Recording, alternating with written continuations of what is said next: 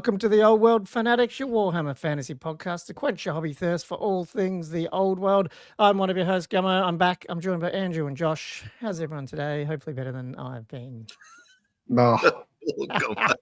So, I wasn't going to bring it up. But yeah, I mean, a bit sick. Okay. That's why I had to delay the pod. So sorry for if you were Couple waiting. of days. Yeah. So yes, Anxiously awaiting to hear yet water. another weekly 2 hours of us talking about Warhammer. Yeah, that was a lovely intro, by the way. I was very pleased. That was like so. It was a bit ears, challenging, was it last week? Your comment. I was did you have to go a couple of times or no? One take, man. Okay, one take, Josh. Oh, one take. Love it.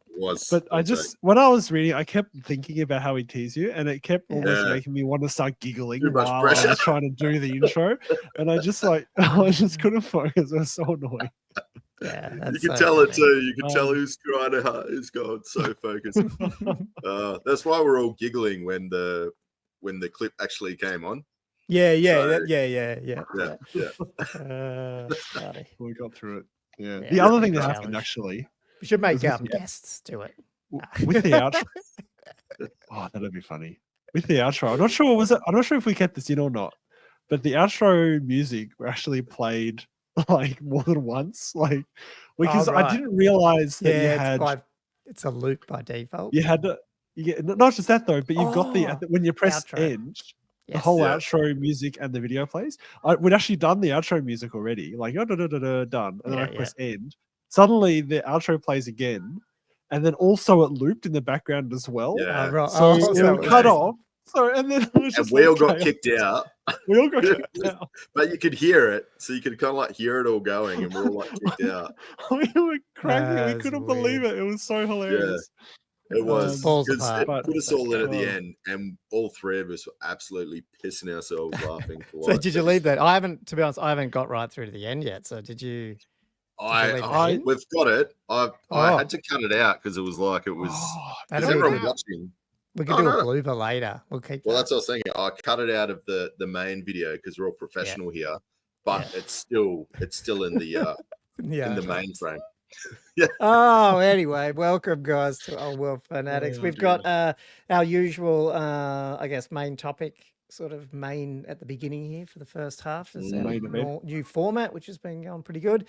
We're going to chat the new scenarios, and is Games Workshop done enough, or is it something interesting, or is that what everyone was waiting for? I don't know. Let's go through them and have a look. And then second half, we've got all our hobby catch up. We've got maybe some old hammer matchups for Andrew's playing a tournament on Saturday, so we can chat through a couple of them. I'm open to whatever you want there, Andrew. Like we can do the matchup, and then you guys can just help me because my God. Because I wanted to actually bring up a couple of other matchups. We don't have to go through all of them, but there's a few good, interesting lists and people playing in round one. So, might be good to chat. If we've got time, I know we're not doing our normal day, so we all have to, we've got work and stuff tomorrow, but that's all cool. But outside of that, we're obviously we'll jump over to our patrons shout out at the second half, but until then, I'll just say, if you haven't joined our Patreon, jump over to patreon.com/oldworldfanatics. They help us, these awesome legends help us deliver Old World Fanatics week in, week out. Even when I'm not here, the show keeps going on, which is good. This is why I love having 3 people on a pod. It's pretty awesome. Yeah, we do need the Patreon. Believe it or not, we're not YouTube millionaires, as people might believe that we are. That's right, and they do help. Comments. We're doing it $3. Well, especially as the US dollar, Aussie dollar is not getting any better, or it's sitting around. It might change, but some of the, the costs of the software goes up and all that sort of stuff. So it definitely covers it, which is really good. So thanks for that, guys. But no, that the Patreons over there on our private channel on the Australian Discord. Send us questions plus some good hobby picks. I know Will sent us, I think it was Will anyway, sent us picks. It could be Will or it could be Chris. I'm not sure. Who's Fulgrim's left nut? Is that Chris or Will from our patrons? Because they were over at Warhammer World on the weekend at Throwing Skulls. Oh, that's right. Yeah, they were. So things like that. So it's a good little community. Check it out. Oh yeah. But it's great.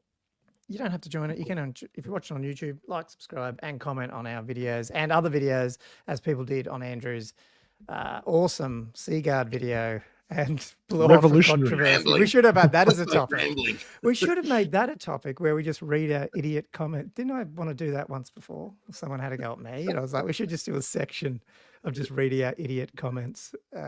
Yeah. But anyway, Well, there was definitely one comment about 6 pints that I feel we gotta revisit. Yeah, that was good. yeah. That's funny. Yeah, so that's yeah. Well, I guess we'll just get into it. Yeah, main topic, new scenarios. Anything you guys want to cover before we jump into that, or Let's jump into it. okay. Yeah. Well, having said all that, and you guys saying we're so good at prepping, I didn't actually bring that one up. So let me do that. I've got them here somewhere. I've got them all here, but I have to number them because they're all out of order.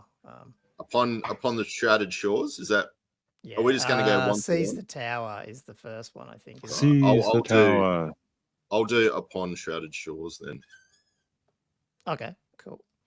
Which will give Josh Toppling of the Waystones. Oh, yeah. Is that the third one? Yeah. Ooh, cool. Because that's the interesting one. Well, I think it's a bit confusing, but anyway. Seize, yeah, I don't know. Hang on, we'll talk about it when we get there. Well, I mean, just so we got. I just want to talk about this just overall. Like out of the blue, we get this. Well, it's for their anniversary coming up, whatever it is, Warhammer World's anniversary, whatever.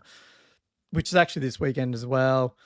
High Elves are coming out, so they decided to throw us some scenarios. Now, the only thing I wanted to bring up, I don't know if it's been talked about before, I'm not sure because I've been out of action, is you know how there's rumors that they were going to be bringing like tournament packs and all that sort of stuff?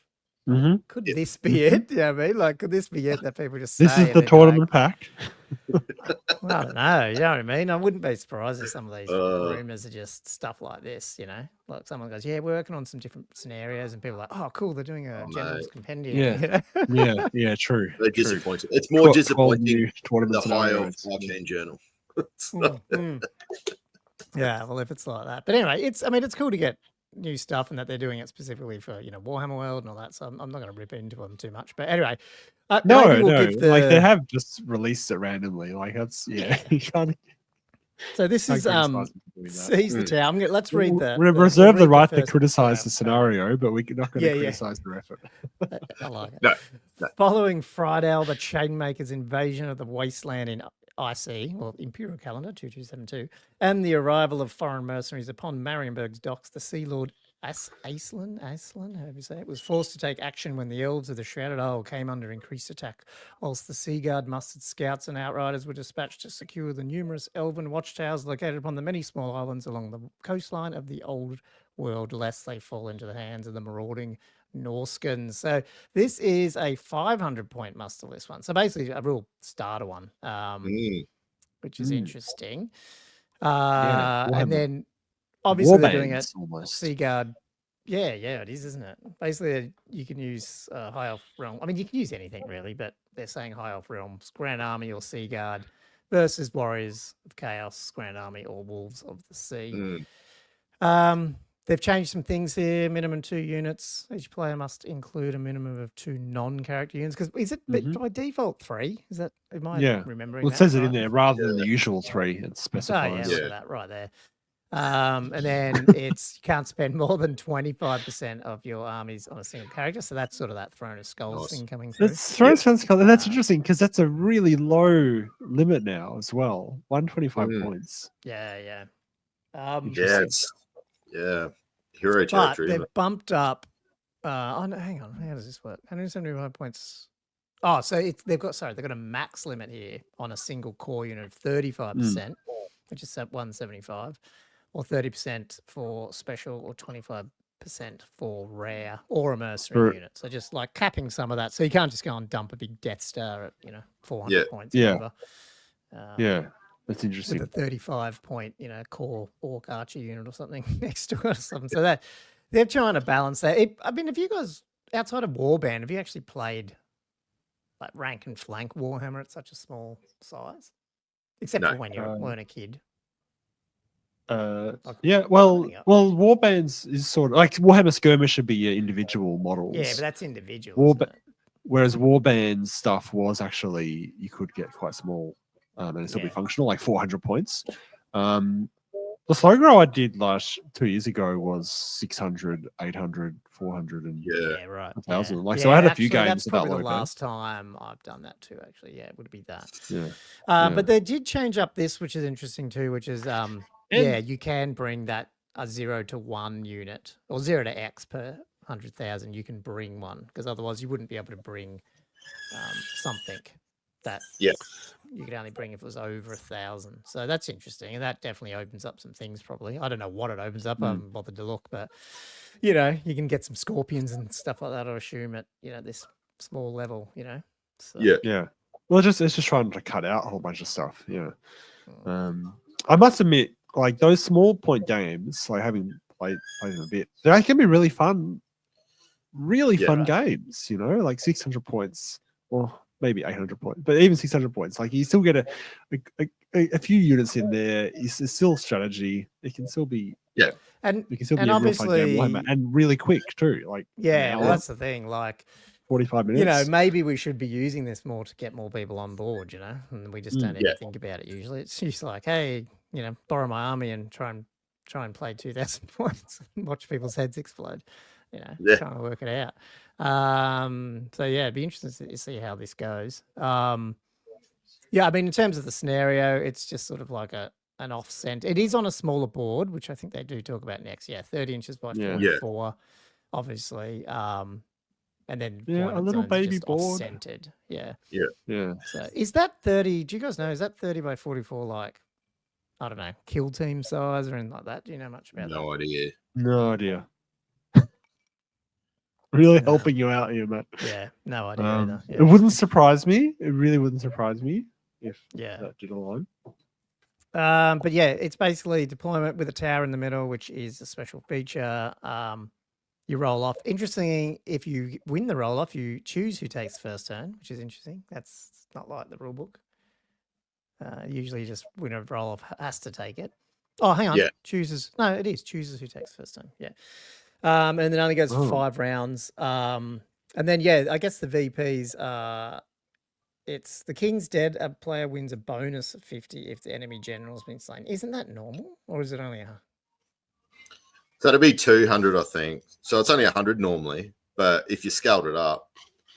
It's because it doesn't actually scale properly, does it, really?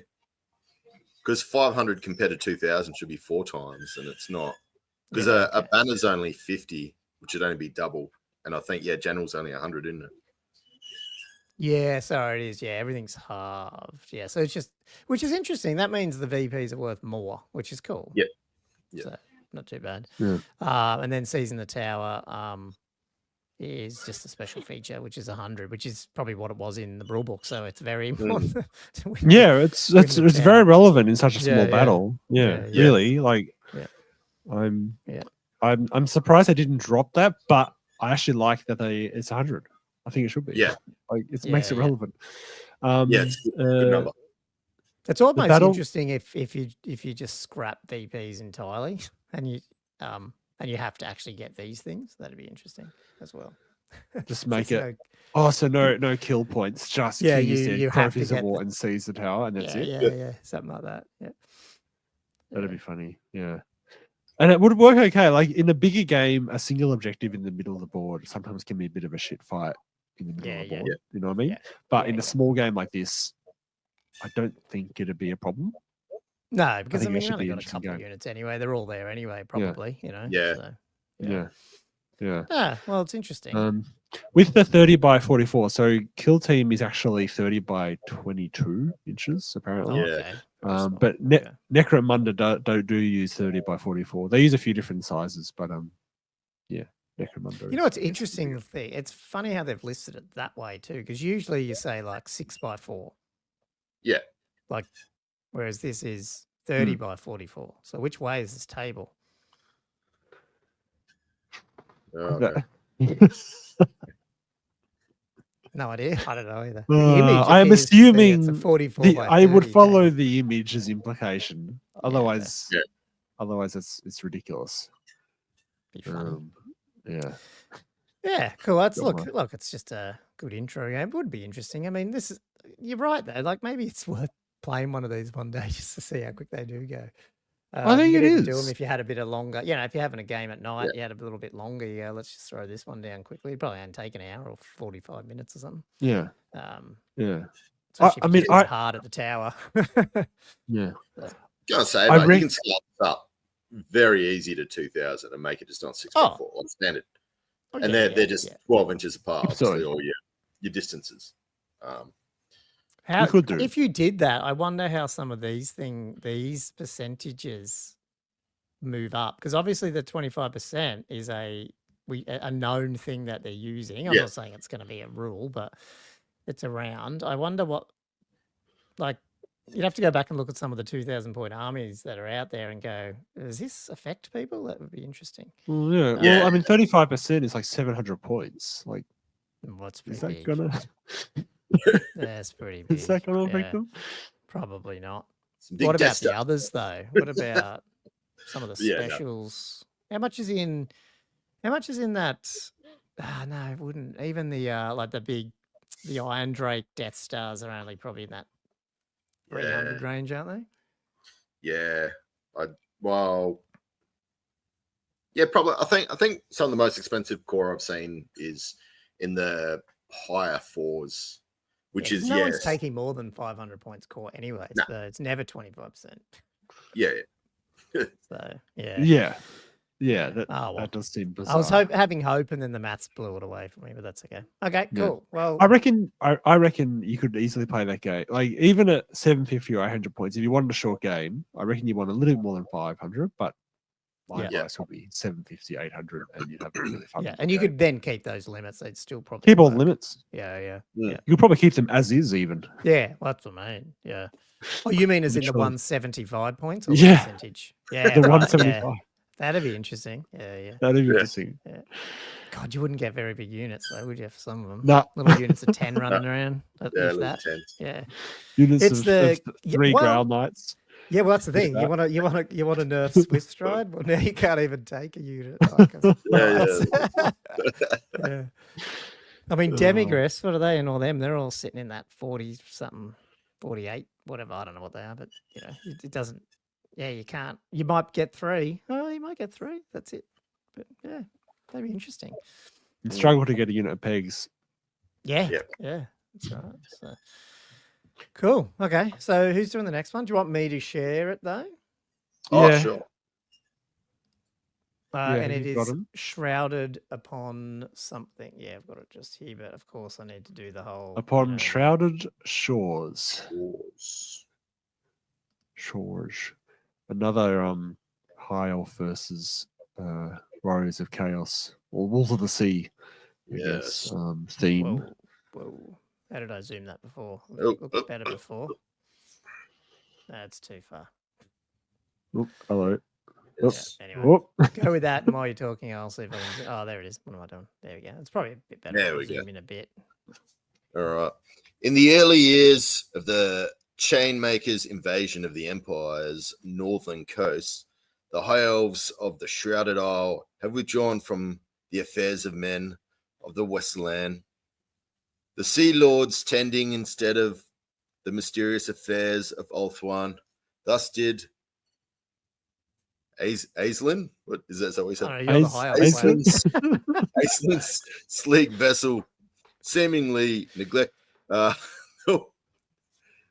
waters where the Sea Claw meets the Manisport Sea, giving the wolves of the sea the impression they could ply the waves unchallenged. In time, glory-hungry warlords began to wonder if the isle had been abandoned. The first tribes to make landfall upon its shores would swiftly learn the errors of their ways. All right. Yeah. So it's another historical recreation. Yeah, so the battle upon the beaches of the Shadow Isle represents the Chainmaker's forces trying to secure a foothold on the Isle during the later years of the invasion. They quickly learned that the High Elves still stood vigilant. To represent this, the players should write 2 muster lists, 1 for attacker and 1 for defender. So the attacker should write a list of 2,000 points using the Warriors of Chaos Grand Army or the Wolves of the Sea Army of Infamy. The defender should write, again, 2,000 point muster list using the High Elf Realm Grand Army or the Sea Guard Garrison Army of Infamy. Alternatively, this scenario may be played with 2 armies of players choosing, which is pretty cool. Yep. All right. Sorry, can you just scroll up a smidge? Yeah, it just says setup. Oh, that's setup. That's top one. Yeah, sorry. Oh, okay. Yep. Yeah, so place terrain is described in the Old World Rulebook as this battle place takes place on a beach. The area within 24 inches of the attacker's deployment zone should be kept fairly sparse, whilst the remainder of the board can contain a few elven buildings and defensive barricades. So you kind of don't have, where you're coming from the beach, there's not going to be a whole lot of stuff there. So in addition, to represent the forces of chaos trying to secure a beach hold, place 3 objective markers, each represented by a miniature diorama. Yeah, that's pretty keen. Miniature diorama of a 40 mil round base after the battlefield has been set up, but before deployment begins. So objective markers are to be set up as shown on the map. They cannot be placed within 3 inches of a terrain feature or straddling a low linear obstacle, aka a wall. If necessary, move the terrain the smallest amount possible to allow the objective markers to be placed. So they're 18 inches from the sides and 12 inches from the back, I think, those objective markers. Well, technically from the center, but yeah. I mean, on a 4 foot. Oh, from the center. Yeah. It's funny that they say 3 inches from a terrain or straddling a low linear, but isn't that second bit? Like, isn't it? Doesn't it self-evident? Oh yeah, isn't a linear obstacle considered a terrain feature? Yeah. Yes, you'd think. Yeah. They seem to imply that it isn't, which is very bizarre. Then you got obviously, so you got the two objectives over on the attacker's deployment. Then you got one in the middle there, right in front of the defender's deployment. Yeah, cool. Yeah, and it's a standard sort of like battle lines. You're going to be 24 inches from each other's line. So yeah, it's pretty cool.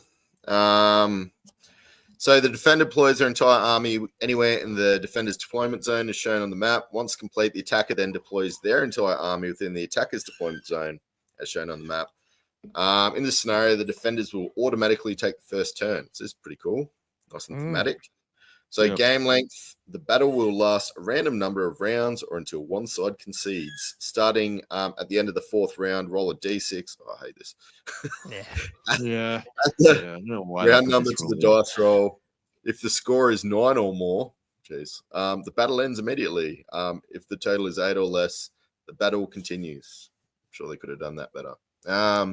So scenario special rules, controlling the objectives.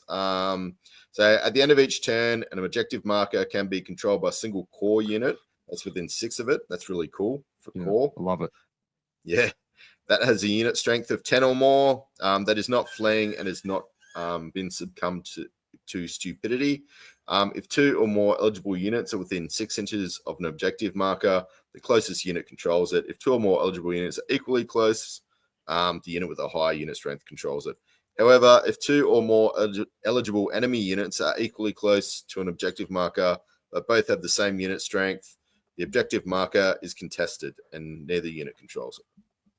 It's a bit long-winded, the end bit there, but Yep.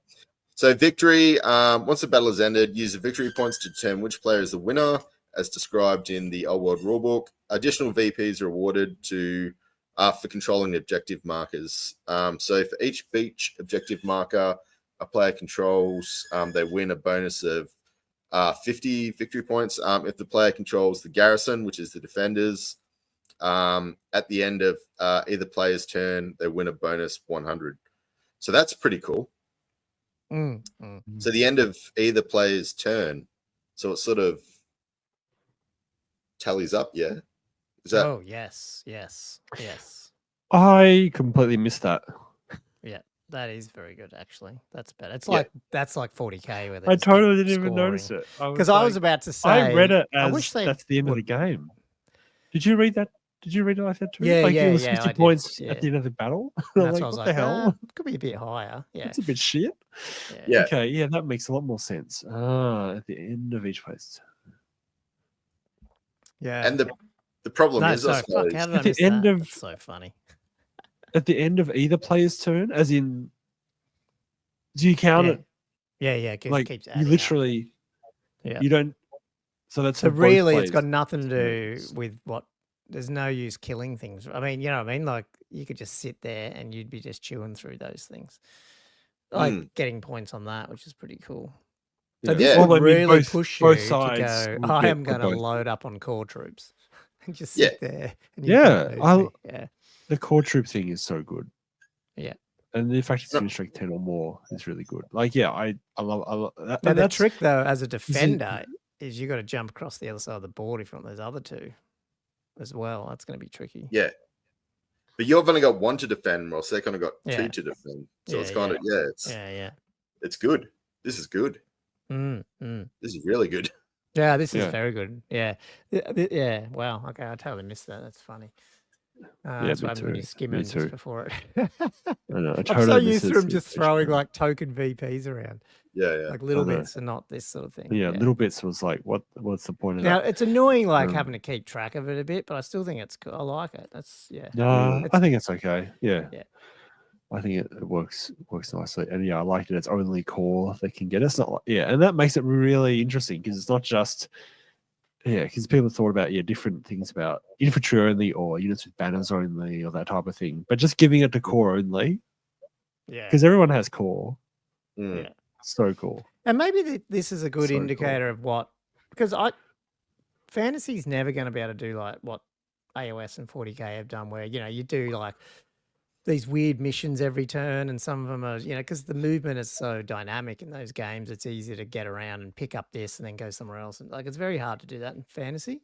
But if you just have things that are like, they're just either on or off, and they aggregate over time, I think that would be interesting. Even if it's something like, I don't know, like the longer you pick one of your units and each turn it's alive at the end of that thing, you get another 50, like, so you're not actually having to move it anywhere specific, but just its presence on the battlefield adds those things up, and then it becomes interesting because then that I need to try and stop that or kill that unit, so that it's an interesting dynamic, just having that and then I mean every turn, especially from turn 1, so what's that? 100 points. That's 200 a turn. And does it say 6? Did it? Oh, this is the random one. Oh, this is the random one. So it could go 4. And I guess so it could go 800 points just from that if it ended early, Yeah. 800 or isn't it 18? Like, I mean, okay, well, this is my question. So, for example, for the garrison objective, which is worth 100 points at the end of either player's turn. Yeah. Whoever controls it, does that mean they only add it on their turn, or when it says either player's turn, is it both? Does that mean it could be worth 1,600 points if it's a 8-turn game? Okay. Yeah. All right. Yeah. Okay, that's a lot of points. So, like, like the if you're ever playing against like Tomb Kings or Undead, when like that dude who took 150 skeletons or whatever, and you just bonk it on your defending zone, you go, I'm going to sit here all game and get 1,800 victory points. Like that's crazy. Yeah, that is. Yeah, but your opponent will also get that number of points for his 2 objectives. Oh yeah, but he'd get shot off poison shooting. So okay, sure. Gommo's got it worked out already. no, but I do that. I mean, that's the dumb things. But I'm not criticizing because of that. I think that's cool. That's what makes it so interesting because you go, okay, do I just want to sit there and then just go for one of them?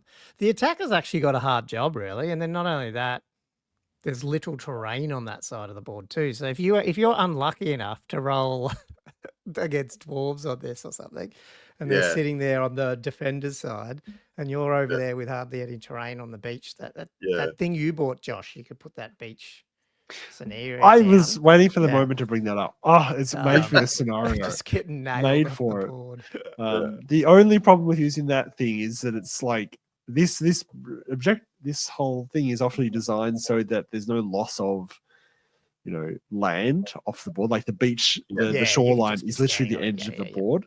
So if I plonk that on there, so you're taking off 6 inches from the defender's deployment zone in the back half, they're just water. But they can be standing in the water and you just say it doesn't count. Like, what I mean? Yeah, it's just shallow water. Yeah, true. Shallow.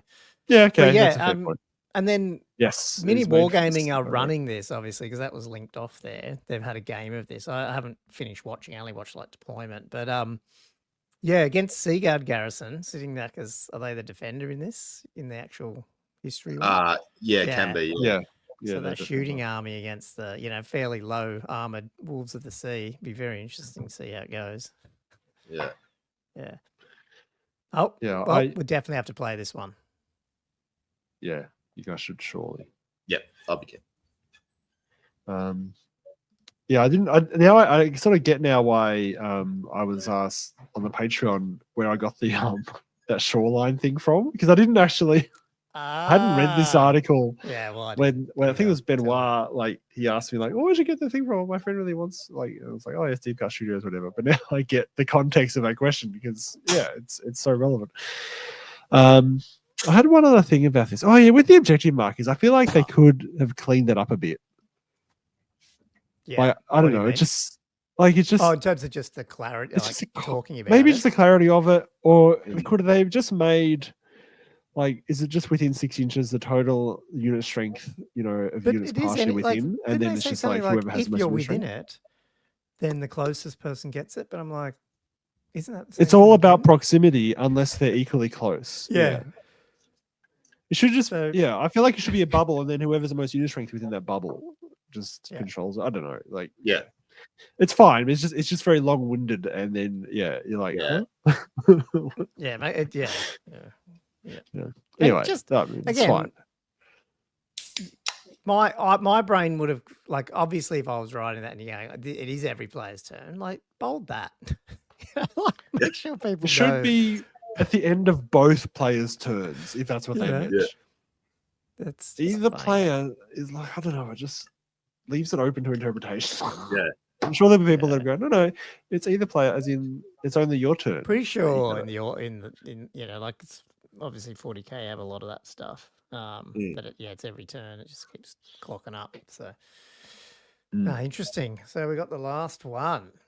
The last one of the Waystones. If Seize you haven't the read this tower. one, Josh, you might get confused as well, because I'm still confused with this one. But anyway. It's great. It's the best scenario. The toppling of the Waystones. Though the Shrouded Isle was heavily protected by the Sea Guard, little could deter the Norskins once blood had been spilt. With each tide, more wolf shifts arrived, bringing marauders to their isle shores. Fortified encampments were soon raised to protect the footholds the Norskins had secured upon the beaches. The only isles ethereal misguarded it, their clawing tendrils waylaying reinforcements and preventing the invading warbands from uniting against the Isle's defenders. Yet still the Norskins pressed inland, intent upon destroying the arcane source of the mists. So this is all about destroying Waystones. The Norskins warbands coming in and taking them out, guys. This is an area designed for teams of 2 or more players. To represent this, each player should write a muster list of about 2,000 points for both the attackers and the defenders. 2,000 points each army, each player. So that's already so ridiculous. Am I reading that when they say, as such, this scenario is ideal for teams of 2 or more players? Is that like 4 people all up, or 6 people, or 8? Like, how does it work? Yeah. I was confused with that. Or is it 2 people or 3 people or 4 people? Like, well, you're not going to be teaming up against your opponent, if that's what you mean. Is that what you like? Why would your team of players be you and your opponent? Like, surely they mean teams of 2 players, as in you're teamed up together to fight against another team. Yeah. And your team would be 2 people or 3 so to be people. either teams of 2 or teams of 3 or teams of 4. Does that mean? Yeah. You have a minimum of 4 armies on the table. Yeah. Yeah. Cool. Okay. Is how I interpret that to be. Yeah. And they, obviously the attackers can be the warriors of the gods, the warriors of the chaos gods, or the wolves of the sea, and the defenders would be high elf realms or your sea guard garrison. But obviously, you can use whatever bloody armies you want. So the setup's a bit interesting. So place the terrain as described in the rulebook. In addition, place an elven waystone represented by a special feature. That's also described in the rulebook, apparently. Measuring no more than 6 inches at its widest point at the center of the battlefield. And then for each additional 2,000 points, muster list on each side after the first, the long edges of the battlefield should be increased by an additional 3 foot, and an additional elven waystone should be placed by the defenders.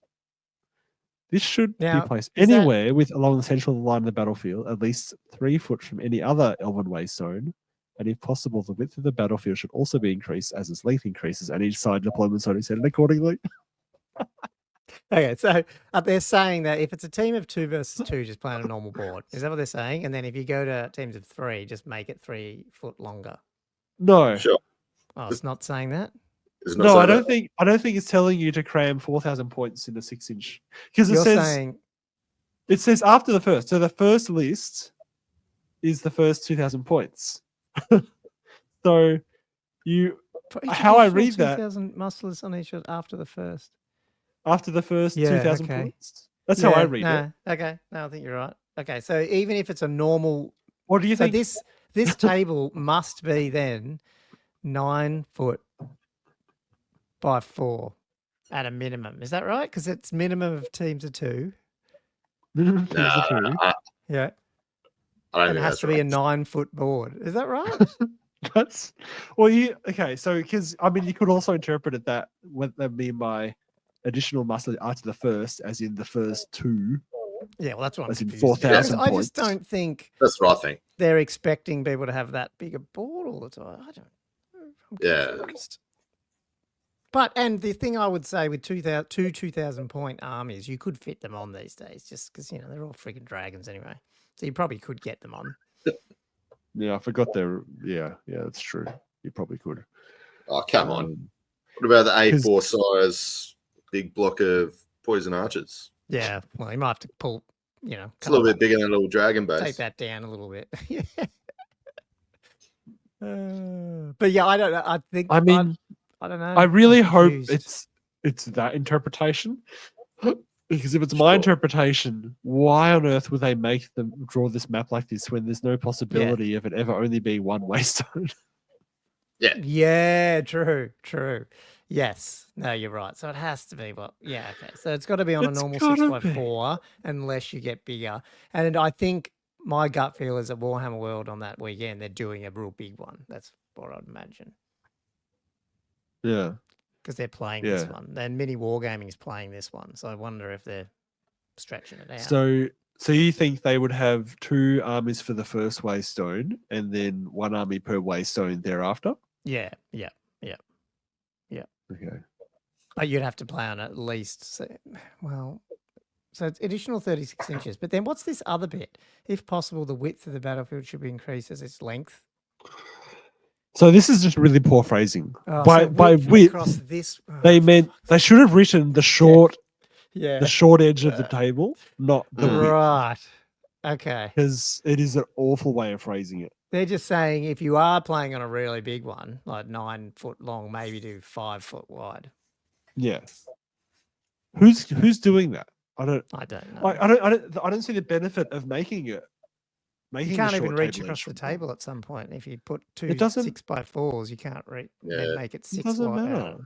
Anyway. And I've always hated this sort of style of big multiple games where everyone's in a big long line, because you essentially just fight against whatever armies are across from you. So it's not. It's like it's all this palaver for something that ultimately. Oh, so you would rather it not go wide and go deeper then? No, that's in general this type of scenario. You're not a big fan weird. of long term. No. No. Now, one other confusion I had about the defender's deployment zone. So you know how at 6 inches you have a 6-inch gap between the edge of the board or not. When you're extending the long edge of the table board, do you put a gap between each army, or is that just like extended, and so you just have the tiny 6-inch gap at the edge of each board table? Like, so when you have I don't even see the point of measuring that thing. Like if you have a 9-foot board, who cares what difference is that tiny 6-inch thing at the end? Yeah. Maybe hang on, 6 inches. No, you can't even bring in. Maybe you have more chance of bringing in some ambushes. Maybe. You know what I mean? Maybe, but I don't know. Anyway. Yeah, it is a bit weird because the defender's deployment zone there is smack banging in the middle of the Waystone, isn't it? But can the defender, they move the Waystone? Is that the way it works? Yeah, but the additional he chooses where one and he places it. Yeah, as long as it's it'll be on either side. They put it on the center line. Wouldn't be. Yeah, I know. Because that not could in make their a big deployment zone. Yeah, like to the defender's deployment zone, because it seems here that the defender's deployment zone is meant to be central to your Waystone. I just can't. Well, you're basically saying though that like if you go wide, there'll be one in the middle, and then there'll be one on either side, one on one side, but not on the other. Yeah. So it's not central to the deployment zone. It's just along the center line of the battlefield. Okay. Should be placed anywhere along the center line. Oh, okay. Yeah. Oh no, hang on. Is that for all of them though? Yeah, I don't know if it's all or the second. I'm not sure. The first one is in the center of the battlefield. Oh, so that's what I'm saying. Yeah. So, but because you've gone wide by 36 inches, you don't have a lot of room. I mean, you know, like it's basically going to be on one side or the other. That first one. So like it's going to be right in the center. If you have a 9-foot board, you put that right in the center. Yeah. And now you've got this 6-foot bubble. Yeah, but you've got a second Waystone. Wait. Where do you put it? Well, you put it 36 inches away from the one in the middle of the board. Yeah. So 3 foot away from that one. Yeah. So but you have room. So you've got 1.5 feet on each end of the board where you can put it. Basically. Yeah. But it's only going to be on one side. So actually that would be kind of interesting because it'll be right out on one side or the other side. And the other side won't have anything. Yeah. Which will make you deploy. Which means that somewhat poor pair of players on the other side won't have a Waystone or anything. No. They'll just be playing a game without any objectives. Yeah. Battle line. Like yeah. Now hang on. I feel like there's supposed to be one Waystone per player. We haven't even got. We'll put a pair of players. The second. I know. So we haven't even got to. Because this is important, isn't it? The attacker. Okay, sure. Right, this is important. Yeah, deployment. The defender deploys their entire army anywhere in the defender's deployment zone shown on the map, apparently. Once complete, the attacker then deploys their entire army in their deployment zone. And in this scenario, the defender automatically goes first. It goes for 6 rounds, or until every army on one side has reached their breakpoint. Yeah, but that's interesting. Yep. It is. So the scenario special rules. There's 1, 2, 3 special rules. Arcane conduits. This is an interesting rule, which might anyway. The Elven Waystones harness and direct the winds of magic, power with which a wizard can augment their spells at a price, of course. When a wizard within 12 inches of an Elven Waystone, which is a pretty big bubble, attempts to cast a spell, they apply a +1 modifier to the casting roll. However, if the spell is miscast, the wizard suffers a -2 modifier when rolling on the miscast table. I'll take that any day of the week. Now, in a game where miscasting was actually, something that was reasonably likely to happen, that was relevant. There's a bit of a risk-benefit calculation. Yeah, the so game as it stands, don't you re-roll there's absolutely no reason not to be anywhere. Yeah, you're casting like +5s. Yeah, this is. Yeah, everyone's at +5s. Like, that's ridiculous. And then, the 1 in 36 chance you have of miscasting, that's a shame. But it's totally. You're not getting sucked into the void like you were back in previous editions. In 8th ed or 6th ed, yeah. Oh, yeah. Well, there was a real risk of. Yeah, if you roll it, in a different edition where miscasting was a reasonable possibility, that's a really cool rule. Yeah, that is. Or you just say any damage taken is like multi-wound 2 or something, and then you go, "Oh, hang on, now I'm not worried about it."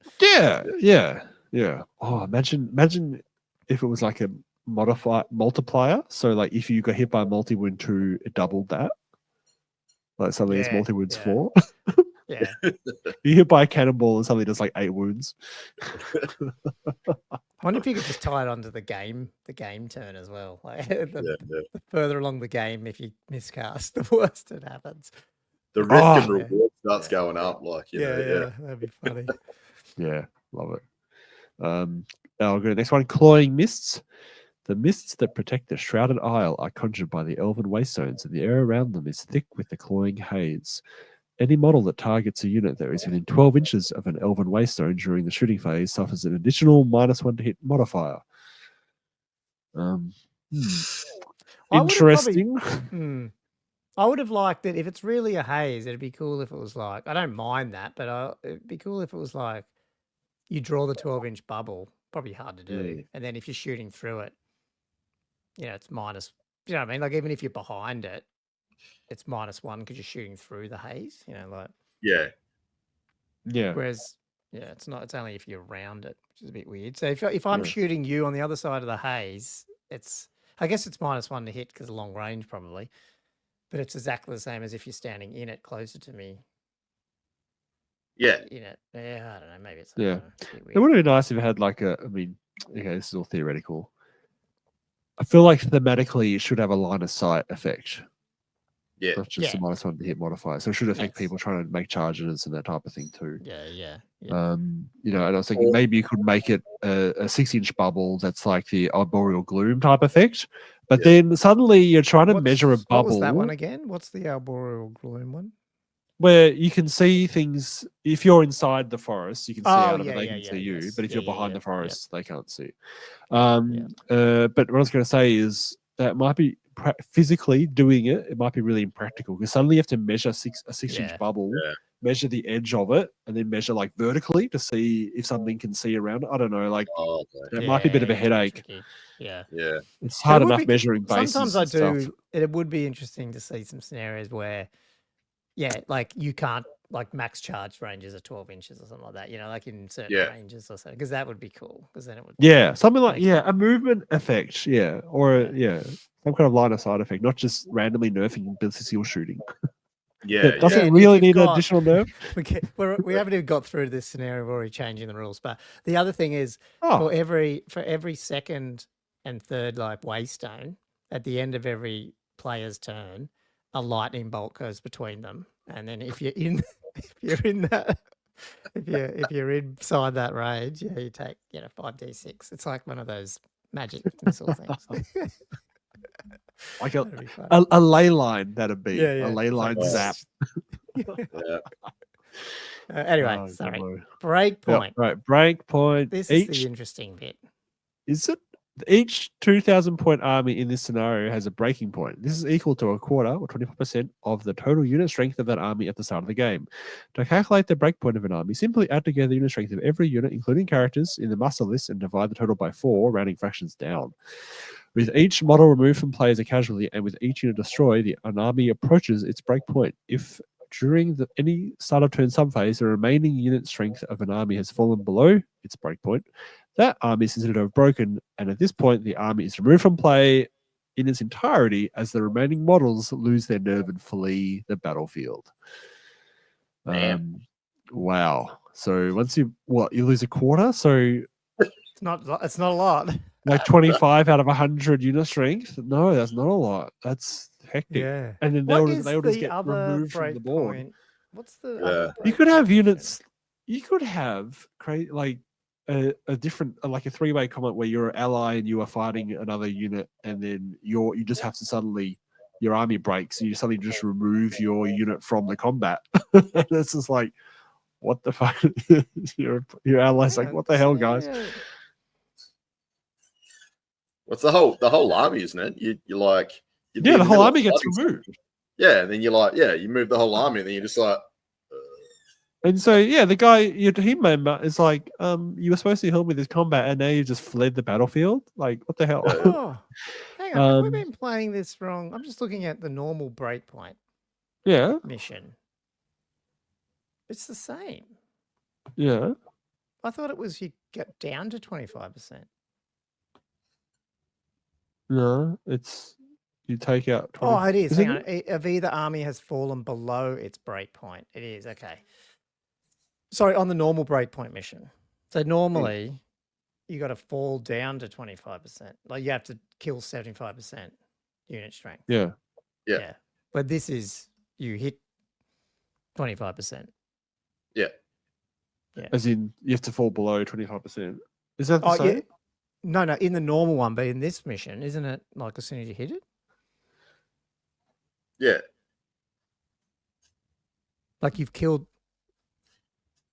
Like this is heaps. Like isn't this one when you killed 500 points, they're dead? Well, not 500 points, no. you know. No, so break is equal to a quarter of your total unit strength. So you lose 3/4. Yeah, 3/4. Because the break point is 2,000 points divided by 4. I mean, sorry, unit strength divided by 4. So your break point is like if you have 100 unit strength, you divide it by 4, so you get 25. It's the remaining unit strength of an army as full. Okay, so it is the same. It's the same. Sorry, I read this one as different. I was going, fuck, that's dangerous. Like that you just kill 500 points and you just it's written a bit funny. You'd only get to like 3 turns. Yeah, that was that's the case. I was like, what the hell? I must admit that'd be interesting to play. Especially if you're shooting at me. I almost prefer that version, to be honest. Yeah, because the 25 that'd be fucking hilarious. Yeah. Okay, well that's okay. Yeah, it's fallen below its breakpoint. The army's considered broken. Okay, that's fine. I still don't like picking up an army. Like to me, it should just be like worth points or something. Yeah, it'd be annoying if you got 2 armies and all of a sudden like you remove 1 army or something. Yeah, I mean you could do lots of other psychology things too. Like you just can't. You lose all your rerolls. You can't use inspiring presence. You can't you can make all these rules up. I guess that doesn't work across all armies, I guess. It doesn't, because I was thinking you could also do the classic 5th ed style of when your general died and the whole army had to take a panic check. Yeah. But then, some armies it just isn't going to affect them at all. Yeah. Sure. God, I read a few things on this, skimming through. Once the battle has ended, use victory points to determine which way is the winner. In addition, for each Elven Waystone a player controls at the end of the battle, their side wins a bonus of 250 VPs. Elven Waystones are controlled by proximity, as described on 272, page 72 of the rulebook, which I don't have in front of me. So that's a decent chunk of points. Yeah, like it's got to be for the size of these battles. Do you think that's on top of the normal? Because right at the beginning it said it's a special feature, doesn't it? Somewhere did it? Is it this one? Yeah, 272 special feacher. Yeah, does that mean you get? Is that 100 points for a special feature? I can't remember. I don't know. Do you get the extra 250 as well? No, I had the other one open. Okay. Like the app one. So let me see if it has that. I'll be in victory points. So, no, it was in. It'd be page 272. Yeah, I'm not in the book. I am in 272, but it doesn't say anything about victory points there. Doesn't it? Because if it doesn't, then you just go to 250. Yeah, but I'm not. I don't actually have the book. I'm reading the book now. Okay. Surely it's 250. It'd be so convoluted. You've got to do 250 plus some random scenario rule from. And it doesn't mention it. So a special feature will win a victory point bonus as described in that feature's special rules. So yes, it's just 250. Yep. Yeah. Yeah, and they got the same proximity rules as the in there. Similar. 6 inches. This has actually got minimum. This one doesn't in the rulebook. It doesn't mention core, and it's a minimum of unit strength 5, and it's not fleet. Completely different dynamic to the other one. Now, the only interesting thing though about this, obviously, it's a team game, but they haven't really. There's nothing really added about how you play that. Hey, you just got 2 armies basically. Yeah. So it's a bit of a shame that they didn't sort of come up with some different things there, because you can. Like what do you mean? I'm assuming are they separate? They're totally separate armies, so you're not using like the leaders, different leaderships and. But you're playing the game at the same time, like you all do the same phase. Do all your stuff. Like I don't know. I feel like they could have added a little bit of rules around it, just in case. So you're more aligned together rather than like you're saying 2 completely separate. It's not. You're not playing like 4 concurrently. Yeah, you're not playing 4 rounds, like 4-player turns, are you? You're playing 2-player turns, like normal, but just doing everything. You're doing it at the same time. You're synchronizing. But they don't really describe that, do they? Like if you hadn't played. No. Well, yeah, it's a bit weird. No, they don't describe it at all. I guess they don't have to with some of these rules. Like in the old 8th, I think they're making an assumption. Magic item, like magic Yeah, Well, wins and magic generation and all that. And well, even this, can I dispel? Oh, well, I guess, but like, yeah, I don't know. I mean, there's one of the nice things about the old ones. Yeah, magic is uncomplicated in that. Yeah, the wizards are just pretty self-contained, and they can either cast or not. They can dispel or not. It's not like a army-wide thing. No one's getting attacked. So yeah. So in terms of doing teams or 1v1 type stuff, it's pretty streamlined for that. Uncomplicated. I think I like the other one better in terms of just because you can just play it normally with 2 people, but it'd be interesting to. I would like to play an old world big game one day, but yeah, it goes long enough. I don't know. Yeah, they are big games, aren't they? Those big ones. And you kind of end up half the time just facing off against somebody else, and it's like it's almost like you have to, Yep. It's too slow. Otherwise, it's like one person, or if you both, it is slow because then you got to wait for your teammate to finish their turn or your turn, and like I feel like it drags on without much bit of it. I mean, it's still good. What's your overall thoughts? Like, they obviously they're doing this probably to, for the high elf stuff as well as the anniversary. But it's good, I guess. I don't know. Is there anything in here that you think is hinting at other stuff to come, or probably not? Not really. Yeah. The core objective control is interesting, and I'd like to see more use of that down the line, for sure. But yeah, I don't. Yes, I'm not expecting. That's a good idea. I reckon we might see a lot of packs adopt that. As a general way of objective control. I think it's excellent. Because we were talking about comp the other week, and we didn't even get to scenario like soft effects of scenarios rewarding certain list types. Massively important. And that would be a key way of rewarding certain list designs to have minimum unit strength core being the only thing can take objectives. Would really reward armies that can do that. Yeah. Especially if you've got multiple different objectives, not just one big one in the middle of the board where a massive Death Star can take it. You want, 3 or 4 little ones around the board so that rewards lots of different units of core. You need to coordinate the battlefield better. That would work really well. I still think like they could come up with. They probably would have to do it army by, which I think would add flavor. Like almost like. Because in 40k you have those mission deck things where they deal them out. You can they get complex. You can even like throw them out and get another one and stuff like that. But it'd be interesting if every army had, I don't know, like 6 to 8 cards, and then on your matchup you can pick 2 of them. But like orcs have a certain 8 pack, and then Tomb Kings have an 8, and they've got their own little interesting thing on there. So. That are sort of more army specific and flavorful, and then if they do that action or do something, then they can get access to that extra points. Because I think that would be interesting rather than just having always just the kill points or get this land in the middle of the board with a banner. Like it'd be cool if like Bretonnians were more about trying to assassinate characters and kill people. I don't know, because they're going on a crusade or whatever. Or chaos. Other ones might be more about trying to cast 10 spells in a game or something. I don't know. It'd just be interesting. Yeah, it's hard to. It's hard to make them up. Because we were discussing this a little bit with Dono last week, actually, because he tried to do like mission cards for different units and that kind of thing, or different armies, and I think he found it difficult to give interesting missions for. Armies trying to do that didn't like distract them from the main battle, the game, or was just they were playing the battle anyway. Like it's just it's the hard thing with Warhammer whereas 40k you've got much more mobility. You can just zip here, zip there, and do little things. It's really hard with Warhammer because the blocks are so unmobile. Yeah, no, that's right. Yeah, but that'd be really cool if they could work it out. Something cool. I do like that idea. Yeah.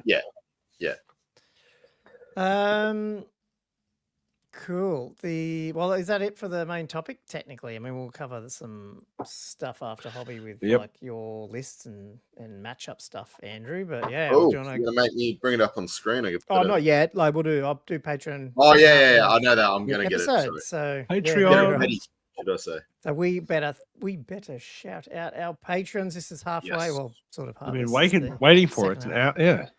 It's pretty good. Bated breath. Are they going to forget us? So, like I said at the beginning of the show, these guys just, helping continue and support us, turning up every week. So a big shout out to Sporadic Sanity, Mark, Nick, Grand Vanderbosch, Chris Bowler, who obviously played on the weekend at Warhammer World, Drunkhammer Nate, Ben, do we know how he went? I did have it somewhere. Now I can't remember because I just reworked them all because the scoring was bizarre there. We can talk about it after this. Okay. Ben, sorry. Shooter Louie, Eugene Let you finish your list. Benoit, Ed Fawcett, Cam the Dentist, James McKellen, Liam Fallon, Tommy Kublin, Jay McBride, Flatworld's Edge, Sexy / Jim Wallace, Jelly, Harold of the Whole World, David Dodd Ladgecaster, Tommy Dogs, Matthew Klein, Thumper, Matt Morris, Thomas Vavasel, Griff, Jess Tors, Wood Duck, Josh Griffiths, Nananimum, Daniel Broadstock, Jonathan Wengler, Elliot Mitchum, Gilthos, Draconos, Diesel, Denny Gamer, Robert Z, not even going to mention him, Tainted, Bobby Gherkin, Gumwhip, Sean Ritchie, Todd Lloyd, Chapstick. There it doesn't we deserve, go.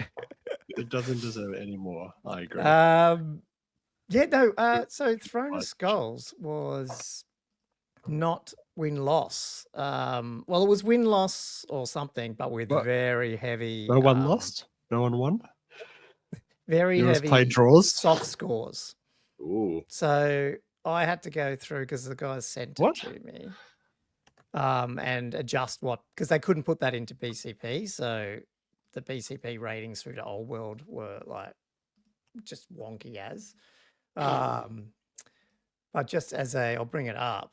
And it's actually apparently I reached out to the guys running the region in the UK and they're like, yeah, everyone's debating about it, whether or not we include these in the future. Because I went, anyway, if you have a look at it. So basically, I can't remember the exact numbers, but it's something like you got 2 points for a win or whatever. So basically you get like 6 or something. How many, maybe you can get 10 points, I don't know, out of your wins or whatever. I'm probably wrong here, so don't totally listen to it. But then there was like 5 or 6 points for like gamemanship and the other one was for like cool armies and stuff. So a lot of people obviously came with really good themed and painted armies and were good, could easily get 2/3 of the points, and even if you lost all the games. And as long as you won 1 or 2, you were right up there. And that's what happened with these ones. So like the guy 2 who won only won 2 games and lost 3, but their soft scores were so high that they win. They were up here. And so a bit controversial. Whether or not this will stay in the UK rankings is not up to me, but yeah, it is what it is. It's just interesting how they did that. And then anyway, so your other question about, let's look at Chris. He is on here somewhere.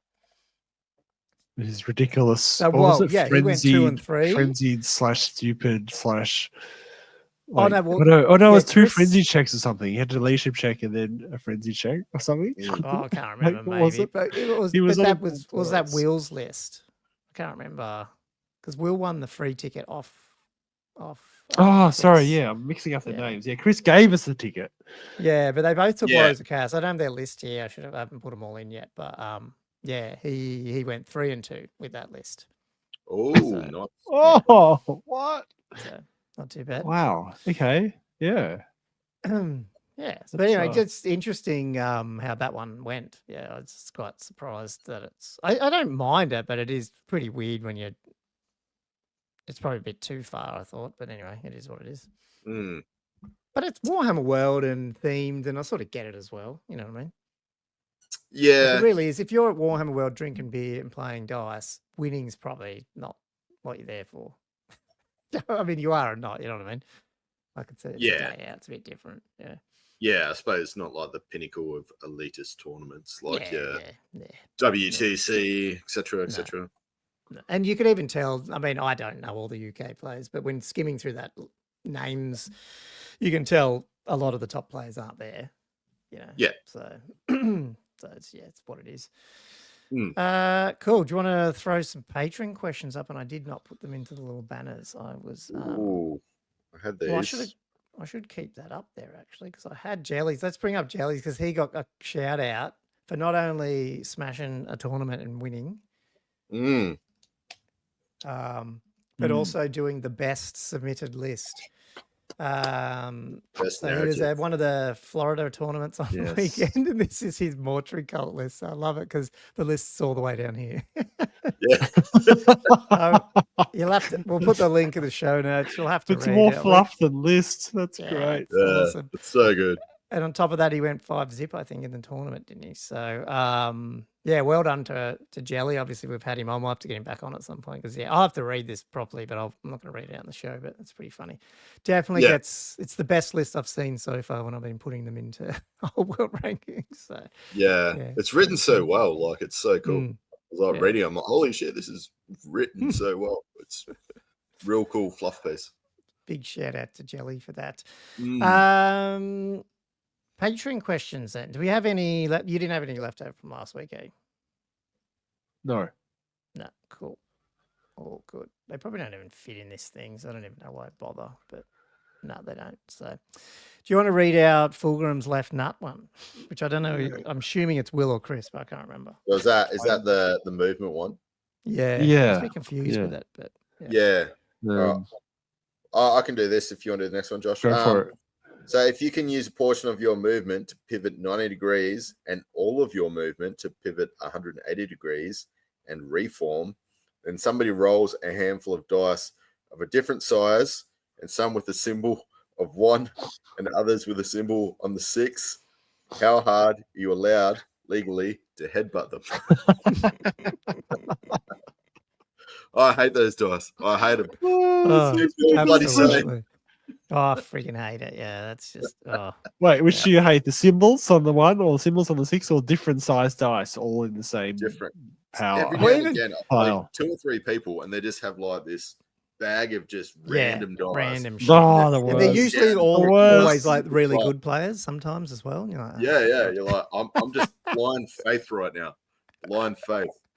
Yeah. Like picking up all these, look at all these 6s. You're like, are they? Yeah. Yeah, the other day, was it you, Andrew, we were playing and you were playing with the other small ones that had the thing on the 1? The skull on the 1? Yeah.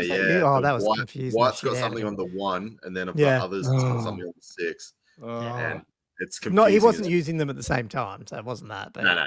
It just, they were unlike his other ones. I was like, oh, God, this is confusing me. I think I was rolling spells and then the skull came up and I'm like, I don't even know if that's a 1 or a 6. I think one of us had to correct the other one. Yeah. That's funny. But well, I think you're allowed to legally headbutt someone who's doing that. I don't know about what's the deal with the pivoting bit? I don't. Is he just saying that like? I don't know. I think it was just like the start, like it was like a question, and then like it just went into the. Oh, okay. I wasn't sure if he meant like he was setting up a normal question, and then he just went off on a rant instead. Oh, I love it. Yeah, okay. Yeah, it probably was that. Did a little 180 and then just threw an awesome joke. A literal, a 180 pivot into a different. Now, the only thing I could think of is he saying someone's gone, how annoying is it if they go, okay, I'm going to pivot and they move all of them and then they pivot 180 and then they do their reform. You're like, what do you fucking do with that? Just move them, just reform them. Yeah. I don't know if that's what he meant. But Sean, he goes. Get that one on. You got it on? Oh, you don't have it on. What army archetype do you dislike the most? Large ridden monster, Death Star unit with multiple characters, gun lines, I guess any other, etc. Any other archetypes that are seen as not fun to play against? I can't imagine. Shooting / is that a gun line? It's technically not a gun line. It's sort of both a Death Star unit with multiple characters and a gun line. Like it's both. And a Death Star. With multiple characters. Death Star gun line. Yeah, it's a Death Star gun line. Combines them. It's like the worst of both worlds. And then if you got like multiple of those chariot general dudes in it as well, they're almost like ridden monsters. So they're combining them up there. Wow. Wow, you're really making it very appealing. Probably Death Star units with multiple characters.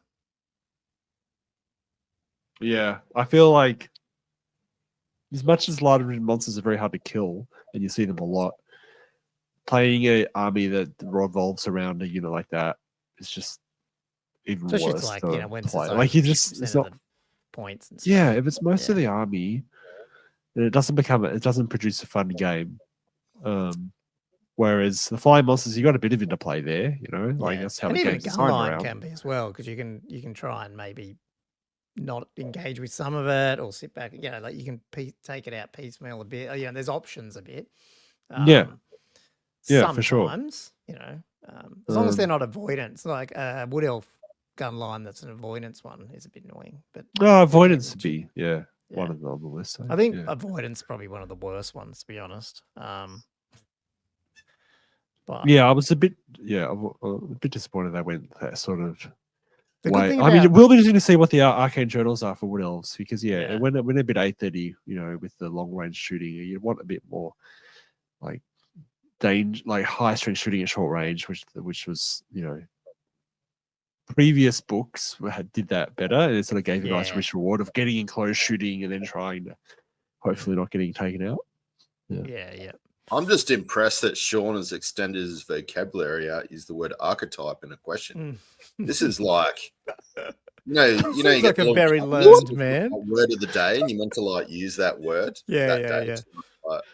You see somebody and they throw like a random email in it. It's just a normal email, and they just throw this bullshit word that nobody ever says in there. You're just like, what? That's beautiful. I love it. I know it's a word, and I've seen it, but it is so uncommon. It is so uncommon. It's good. I love it. Oh, cool. For some reason, I thought you were insulting his vocabulary when you started saying this. You were no. I'm having a crack at how he normally phrases awesome. his questions. No. That is some really, really sort of deep learned vocabulary. That's fantastic. This wasn't on the list, but I'll put it up anyway because Jarrett Kruger always wants to ask. Josh, we have to sub Cam in if you don't get your act together, mate. Although I will admit, and ASB will comment on this when he listens to it in a day or two's time, is he keeps asking me about when are we doing the Empire one as well. So I'm like, the journal. That. Yeah. So and actually, well, I was going to spoiler for hobby time. Finally came today. Hey. Upside down. Anyway, we'll talk about that in hobby. But so because I'm away again next week, I said it'll have to be the week after. So anyway, hopefully I'll get that out at some point as well. So that's not just you, Josh. I'll read this one. Is it my turn to read a question? Yes. Yep. It won't fit in the thing. And to be honest, I'd probably, unfortunately, from Plasman, I have not given it the thought that required. So see what you guys have. You're given free reign by James Workshop to introduce a new complete army to the old world. It's anything not already legacy announced or strongly rumored, but it has to be something that can be a successful standalone product like the other armies. What are you picking? What to pick? So much to choose from. Is there? I don't even know. See. Okay, wait. One thing. So when he says a complete new army, so he said anything that's not legacy announced or strongly rumored. So does he still mean stuff that's in the universe, the Warhammer universe? It's just that not surely.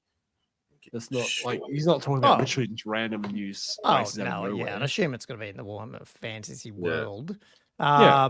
But I'm assuming he's saying not Cathay, not Kislev, but I don't know about other stuff. Like there's an option. Yeah, not Cathay, not Kislev. Is he mean Vampire Coast? Because you got I think Vampire Coast. That's the one that came up to me. That would be a I'm reasonable. saying you probably can't pick that. Is that right? Why not? Because I thought that might be announced, strongly rumored, but it's not really strongly rumored. I would argue Cathay is strongly rumored. Like what's been announced? And I would argue that nothing's been announced. No, that's right. There's been an image in the background. That was it. That's concrete, Josh. Concrete. Oh, nothing in No, there. can't get any more concrete than that. And it also can't be. It has to can be take a that new to the bank. complete army. Oh. But could it be a complete army that's still a subset of another one that's totally new? Like, could you do Like an that? arcane journal? Well, like, for example, I'll throw one, like a full forest goblin army. They're all gone now, pretty much, except for the spider. But you can't really get forest goblins anymore. Like, or savage counted? orcs. Yeah, well, they're gone as well, but they're technically in there. But I'm Talking just about wondering. you can't get forest goblins. Oh, Look at that. Yeah, I know. Yeah, I got my forest goblins right here. Forest goblins. So can it be that? I don't know. But yeah, do you guys have other? What else is out there that's not there? Like, Okay, no I have been. zotes? I do actually have an answer to this question. Okay, cool. And it's something that I'd love to see. I don't think it'll happen. Is halflings. Oh, halfling. Oh yeah, yeah. And ogres. Yeah, together. Like the Wyverns? Yeah, like that's together a good answer. as a faction. Yeah. I reckon that'd be really popular. I'd love to see more halflings in the game. I think they're hilarious and funny. Yeah. And that'd be a good excuse to. I wonder if they wouldn't do that because you know how Mantic released theirs like 2 years ago or something. There's a full army of them. Is there? Yeah. No, So I'm not aware of this Hobbit. Yeah. This Hobbit development. Oh, I should look into that.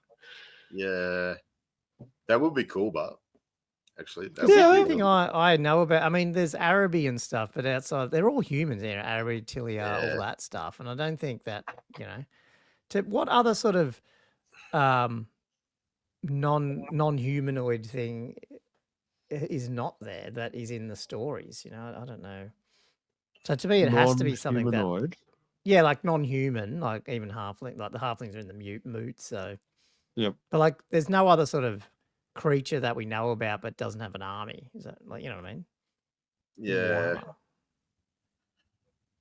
Nah, I know what you're saying. Yeah. Unless you said something like, "Oh, it's going to be a dragon army" or something like that. Like something like a combination of. I was thinking like Albion Giant Army or something like that. Yeah. I know there's a Gargan Army or same in. Yeah. I mean, if you think about the world, is there any other regions that haven't been like, bastardized? You know what I mean? Like strong cultures. I can't. Yeah, I can't think of any other areas. There's the Amazonians and all that sort of stuff that people, like from isn't that a book from the WAP? I think. Oh yeah. Oh yeah, Amazons. Yeah. I was trying to think of it. Probably full of ideas. Sure. Even Tolkien-esque style armies, like I can't even think of anything there because GW obviously leverages. A bit off that. Well, that's essential. Well, leverage is a understatement. I feel. I feel like you probably would have to play with you'd have to play with arcane journals, like splicing down part of an army that's there, but growing it. Like I said, like forest goblins or something. I'm sure there's heaps then that you could play around with for all the different armies there. But yeah, off the top of my head, not sure. Yeah, Josh is probably especially like the combination of those two. That's pretty funny. Just a flavorful halfling army with halflings and then with some ogres to take the beating. Yeah. Because I feel like a halfling by themselves, I don't know. They just feel like they're going to struggle. Yeah. Well, they're really good cooks, aren't they're they? Good they're good cooks. They're good bowmen, but they don't have any combat stuff. So it feels like thematically to fit that in. I feel like teaming them up together would create a cool. Yeah. And you could give the ogres some ridiculous looking chef's hats too. Yeah. Oh, Josh. And if they brought back the hot pot just for fun as a made to order, people would buy it. It'd be pretty funny. What cavalry mount would you give a halfling? A robot chicken? Or from World of Warcraft? Would you go pony? They'd have to have some sort of cavalry. What would you give a halfling? Billy goat? Anything, a billy goat. All right. So sort of like the dwarves in the Hobbit sort of thing, like that style. Yeah, I guess so. I don't know. I feel like a pony is, it's got to be something slightly more ridiculous. You could do sheep. Sheep. Could do a sheep. Mantic's a miniature cow. Okay. I think they're on dogs or something on the Mantic. Dogs. Yeah. Right. Are they dogs? Something like that. They look that like looks like a proper serious army pushing this thing. Yeah, it's a full army. Like they brought out a whole. No, but like just the aesthetic of it. Like they look Mm. very militaristic. Like when when I think of the halflings, I think of the very much the old hammer Warhammer style, just slightly ridiculous looking. Wielding cleavers and pots of soup and they're wheels not really of cheese, and they're just like ridiculous militia type thing. Whereas this is actually like an organized military force. Yeah. Love little top hats in there. It's so good. But they wouldn't. What's this that is big the thing? War machine thing? What is it's that? like some orcs pushing a harvest thing, or an ogre pushing a thing. I don't know what color Halfling. ogre is in there. Is that a halfling harvester? Yeah. Sorcerer. He's a sorcerer. Oh no, the dude. Sorcerer. This dude back here is a sorcerer. Ooh. Oh, that's funny. But Very yeah. good. But they'd be all plastic and everything because they're one of the newer armies they brought out, I think. So interesting. Cool. That was a good question. Do we have one more, I think, or did I miss them? Is that it? We do have one more. I'm sure we have one more. Oh, this one's a tough one. Yeah. What's the one that I didn't really have an answer to, I must admit? Yeah, that's a read it out. I don't Jarrett Kruger. A bit self-serving, but can you think of any good kit bash ideas for a plastic women using GW kits? I didn't really want to use a metal one, but I don't want to go to 3D printed either. Yeah, you guys have any ideas? From AOS, and I think someone even mentioned it. I didn't mind that vulture looking one. Did Sean say the chicken or something? Yeah, I don't know. It's the vulture one from the Cruel Boys. Looks pretty good. That's probably the only one I could think of that looks like a wyvern. Yeah. There's probably plenty of skinny dragons you could cut their arms off. Yeah, there is a heap of dragons with the Sigmarines that they've got. Yeah, that's true. Bloody dragons with their 6 limbs. Yeah. Yeah. Yeah, the Dracoths or whatever they're called in AOS, they're dragons. They're dragons, but they look pretty sort of sleek. You could probably turn them into a wyvern potentially. I don't know. Yeah. Whenever you start kit bashing AOS stuff, though, that's going to cost a bit. Yeah. They'd be a premium, those old models, wouldn't they? At the moment. Yeah. Well, that's the thing. Well, just for people to know, but the discussion from the patrons will start talking about, why didn't they bring out even made to order the Yazhag? The one you're using as well for your Black Orc as well. Yeah. Like it's one of the classic. Wait, which one is it? The Yazhag Slaughterer one, the one that I use as well. Like he's probably the best one. He's right. Yeah. Well, because he's got a few of them, doesn't he? Like which? Yeah, but the most recent one? casty one that was. Oh, he was done in metal first, actually. Yeah. Like that one. Yeah. Is that it? So they didn't re-release that one? No. They brought out the old 4th ed one. They brought out the little big skinny splodgy one. Oh, the really skinny one. Oh, that one. Yeah, okay. Yeah. So wait, that's the only one they released? They didn't release the. Oh, sorry, they brought out that 6th one. Yeah. Yeah, that also. Old school. Goofy. Yeah. But he must have. I'm assuming Jarek said he didn't want that. Is that right? Or did he miss that? That's out. I haven't gone back and. No, he didn't want to. He didn't want to deal with the metal of that. Oh, the metal dude on top. It's not metal, is it? Oh, maybe it does have metal in it. I assume it's metal. I don't know. The one I've got is. The question is, I didn't want to use the metal one, which for me implies that one's. Well then. Okay, that's the I'm deal pretty breaker sure they did bring the other one out because I saw it. I thought. But there was. I've got one. Real old school. I don't need it, so I didn't get it. But what's a really old school one? What are you talking about? I got the really old school metal one, but there is the other one. I thought they brought it. Isn't the 6th ed one in? Is that in plastic? Is it? Oh, this guy. There was 2. There was the long metal one, and then there was the real old school sort of 4th edition. looking one. But this So guy's not wait, metal. is he not metal? Yeah, he was metal. Oh no, resin modeling. Resin. Because he's resin with plastic wings. That's the one I've got. Anyway, pretty sure. Oh. Yeah, okay. There you go. Yeah. Derek? Yeah. Oh wait. That's So the plastic wings, but the rest of it is resin. It's these plastic Right. wings that they used on. Aren't they the same wings they use on everything? The dragons. Yeah. Looks like it. Yeah. Yeah. So he's Problem solved. yeah. No, he's resin. Yeah. I'm sure he's fine. aware of this. Like, yeah, I don't. If he thinks it's metal, then he can run it. If he just doesn't like the model anyway, which should be fair enough. I think it's a bit. To be honest, I hate the orc more than I hate the wyvern. But anyway, it's just the wyvern is also. I must admit, I prefer the like the original, the 4th ed one to that one. Yeah. I am halfway through painting mine, but yeah, when you don't actually overly love it, you're like, yeah. That takes away some of the fun of it. You don't like the model. You got to love the model. Mm. He should really look at the 3D printing options. I don't know why he just rules that out as a possibility, because there's some pretty bloody good options for that. There's more of them coming out too. So why? Why not? I don't know.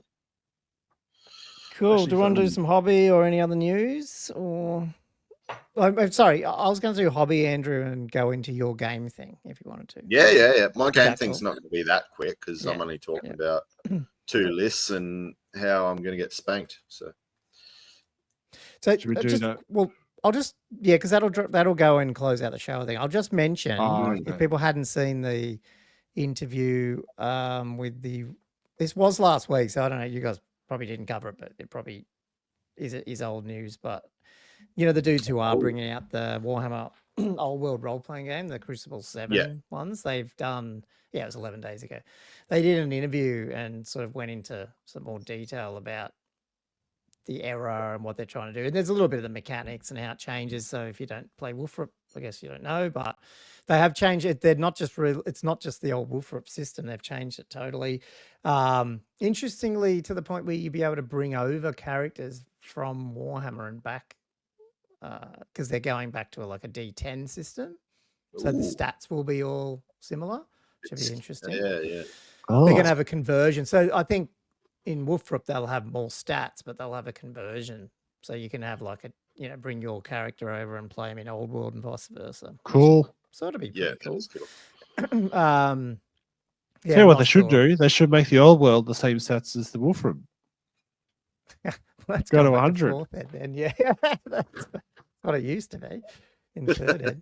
I remember you kept going on about that. Like, why don't they just make the stats way bigger? Well, yeah, really more granular. They don't use a lot of it, do they? Yeah, that's no. The thing. Yeah, let's just stick around toughness 3 and 4. Okay, well, don't we have more? Anyway, more than 10 numbers in the world. Yeah, that's right. I don't know. There's other things. It's worth reading it. They talk a little bit about the lore and stuff and where things are coming and stuff. So it's interesting if you want to know, because I know it feels like we're lacking a little bit of lore, and there's only been one book, and be good to get stuff out. If you saw last week or pre-order the week before, you can actually buy one of the Skaven books came out for Warhammer Fantasy. I don't know if you saw that, one of the novels. So they're reprinting some of the old stuff, but it'd be good to get some Old World books. New stuff anyway. in. Yeah. Cool. Okay. Awesome. Well, hobby. I'll just smash through mine because I didn't have much. Yep. Hit yours. So I finally got my War Altar, which actually came way before all my other Warhammer stuff, Empire stuff. And it's a bitch, even though it's really good because it's all that new Finecast. Man, it took forever to build. But I've got it together now, and I just need to decide how I'm going to paint it because I'm still in this weird phase of going, I'm rebasing my Avaland, but I want to do a Middenheim army. I'm like, I don't want to do this one, but I'm not sure. So I had printed the Highlands one. I'm going to use that as well if I run 2 of them. So so I don't mind that one. I'm just going to switch out the horses though, because the Highland horses are too small. So is there any way to do it you've got to put the scale up for the Highland stuff. Yeah. Is there any way you could do it neutral and then have flags that you can change out on the back of the wagon. Yeah, you probably could, to be honest. Yeah. That's a good idea. And actually, the Highlands, because they've got that filler thing running there, although I don't know if, did I can't remember if this reached the milestone, but they're redoing the Empire War Wagon in that. And it looks a little bit more like this, which is annoying because I actually like the old. So I'll use the old Highlands War Wagon. The Wittenberg wagon or something? Yeah, but the horses look better on this redo run they're doing. Yeah. So yeah. Damn, So it's a good combination between the two. Yes. If you saw this, I did send a message to Danny that I will be hitting him up because I bought some oil paints, which long way away from using them yet, but at least they're there. Yeah, okay, they're ready to go when you get the confidence to do it. Well, plus I need to actually finish painting some things to actually wash them with. Wash them? Yeah. I'm thinking Beastman, man. I think I'm going to do the Beastman with these guys. Like, do that as the army to choose it. Do the airbrushing, whack them with the oils, stuff like that, and give that a go. When I do that, don't know. But, if I had enough time, I'd be doing it now. And because obviously Beastmen are next, so it'd be good to actually get that happening. But we'll see. But instead, you're busy devoting your time to podcasting. Yeah, that's right. And I bought this little thing that hangs up my hobby desk and it can hold 2 airbrushes. See? So now I can leave them out and they're hanging, which is cool. That is. So I want to try that, and it actually connects to the old little cleaner, so it doesn't move around, just like sits in there and it like clicks on. Oh, does that connect to the cleaner thing? Yeah, like see this little because have you got that cleaner thing? Yeah, I've got the cleaner thing. I think everyone's got that cleaner thing. The holder comes out the top. Yeah. You know how the airbrush holder comes out the top? You take that out, and then this little metal thing just slits in underneath, and so that thing sits on it, and it doesn't move around and stuff. Like, so it's sitting in front of these 2 airbrushes. Yeah, so it's pretty cool. I haven't got that cleaner. Is that something that I need? I don't know. Whenever you search for airbrush cleaning kit, you'll get that with pipe cleaner. I need that in my life. Okay. Yeah. Yeah. Just to dump the stuff out, obviously, but it's just an easy way to spray stuff into without spraying it everywhere unnecessarily. I'm outside, so I'm usually just spraying into the air, just try and get it downwind. Oh, right. Okay. This is a way of not having to worry about which way the wind's blowing. Exactly. Yeah, you do it inside. Yeah. Anyway, that's been my hobby. I've basically nothing because I wasn't here last week, and it's just I'm ready to get back into some painting, but I just got to. I'm rebasing, to be honest. I've still gone through my Empire Knights and Pistolier dudes and stuff. Get them on the 30s, 30 by 60s. Yeah. So. Okay. That'd be good.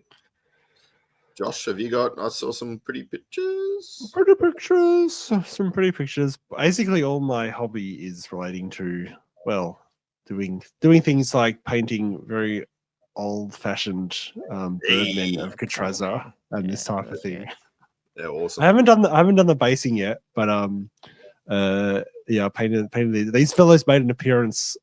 Was it 2 weeks? A week and a half ago at the campaign. It was one of the mercenaries that Hugh the Empire guy picked up when he was ambushing the High Elves.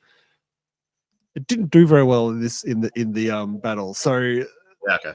The rules for this for the Birdmen, they're a crazy amount of points. They're I think it was 150 or something. It was maybe 200 points. It was ridiculously expensive, and they got bows, and that's it. Yeah, right. They can fly. They got 1 windage. They got human stats. They got 24-inch bows. that's all they do. No armor, I'm guessing, because they got no armor. They've got a character in there who's got 2 wounds, but he's only got 1 attack as well. Yeah, right. So yeah, the guy that was who was controlling was like, man, these guys, I've just got flying pelicans here that really don't do much. They can march block, and that's about it. Sorry, because I have the power to do this in the campaign, because I can just house rule random stuff if I feel like it. I've decided to give them, because their light crossbow rule is best much to count as bows. But I was like, I'll give them light crossbows that make it strength 4, but with a short bow range, so 16 inch. Oh, yeah. Strength 4. So I don't know, make it a bit more useful. The other thing I've been doing is painting more tiles. So more and more there. tiles. So it's getting there. Yeah, it's filling out. I managed to this chunk in the middle has been bothering me for a while. So I finally managed to fill that out, and I've got a zoomed out photo awesome, now. mate. It's so good. It's slowly coming together. It's slowly coming together. I think a couple more months. I mean, I keep getting distracted by other stuff to do.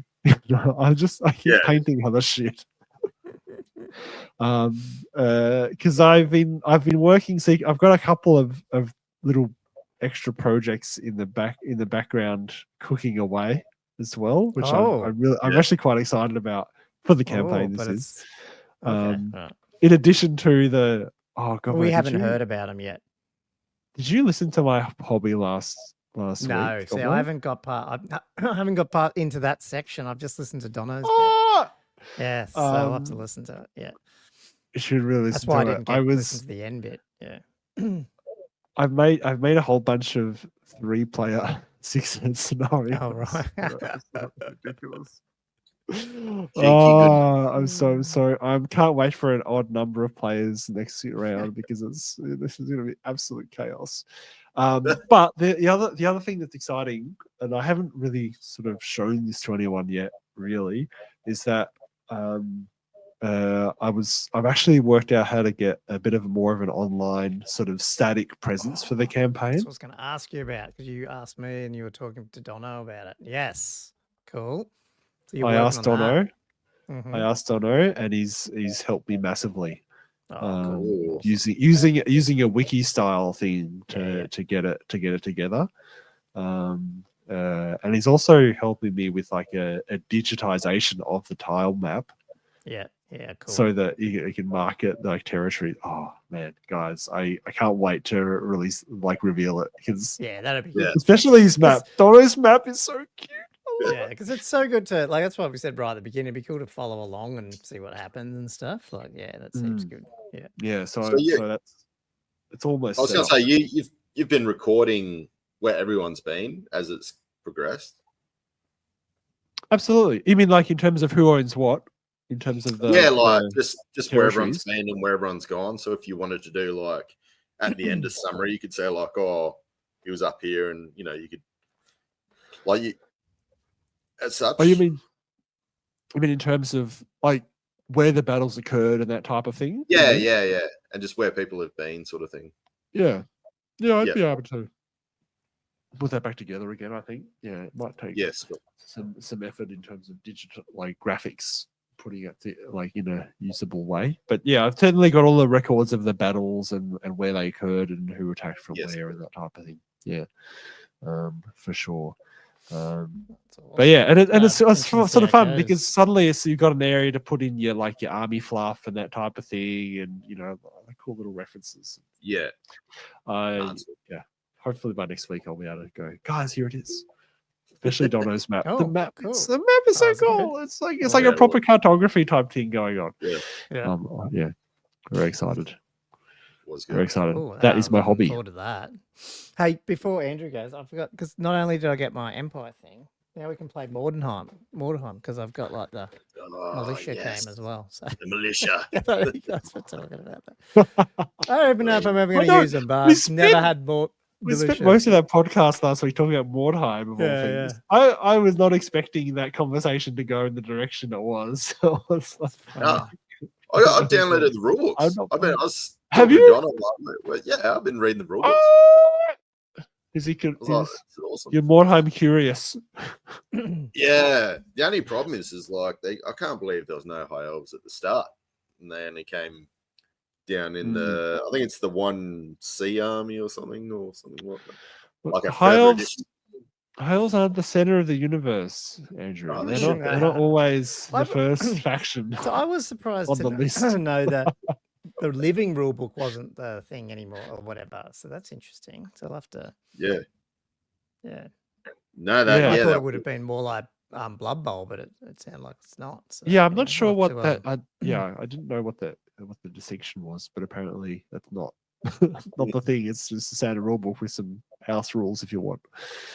Yeah. Right. Yeah. Okay. Which is, I'll have to catch up on this, find out where to get all the ones you just downloaded, Andrew. Just looking at the right. Oh ones. yeah, But it's anyway. yeah, just Broheim. It's just on Broheim. Oh, it is that one. Oh, that's the why. Okay, website. cool. Because I've got that. Yeah, because there's a 2005 like patch or something or something like that. I don't know. Oh, Was that from Games I don't Workshop? know. I haven't seen that. Probably was if Yeah, it's 2005 because that would have been around that era. There's lots of little supplements and things like additional rules for like more complicated rules for like being on mounts or fighting with wagons and fighting in rivers and that type of thing. So there's supplements like that. But I'm not sure. Oh yeah, complete rule, editable rule book. Oh god, there's heaps on here. Okay, cool. Anyway, I'll catch up on that. Yeah, so his advice was just look at the standard rule book because I think otherwise it's just it's not relevant. Yeah. Too much, too much information. It's too much. Get lost. Yeah, you get lost. Anyway, right. Did we have? Oh yeah, Andrew, go for it. Oh, sorry, you still got more stuff, Josh? No. Oh, sorry. So in anticipation of this weekend's Autumn Hammer,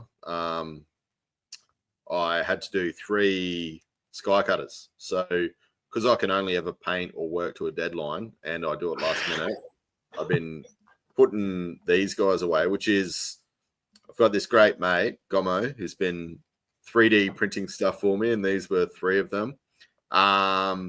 I forgot where they came from. I'm not sure if Gomo can remember where they were, the company that made them, but they were pretty hard to put together because this little obelisk thing was actually under, I don't know, like the chariot body. They had that spinny thing like that. Yeah, they had this. Yeah, this like a windy sort of wave or something just coming up and holding up off this going forward, but holding the bird up.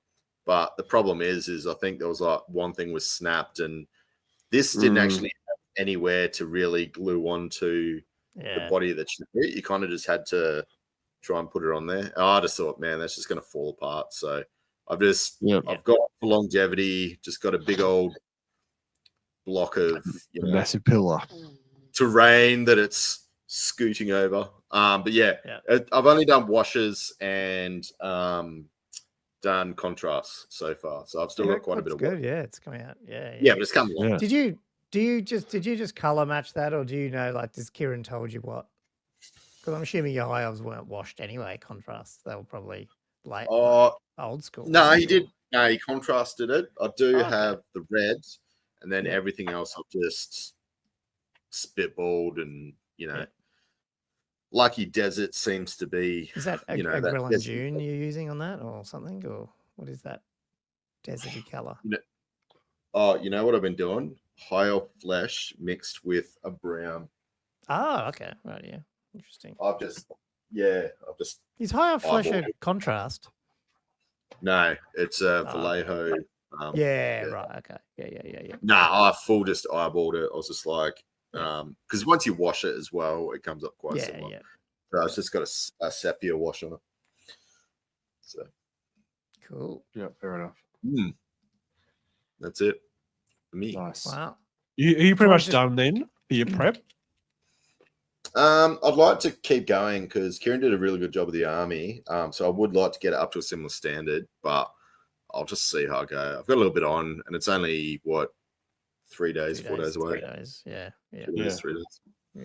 Yeah. So, you've done all you need to do for the tournament. Yeah. Everything's painted up to a tabletop. It's just trying to get these guys up to a better standard.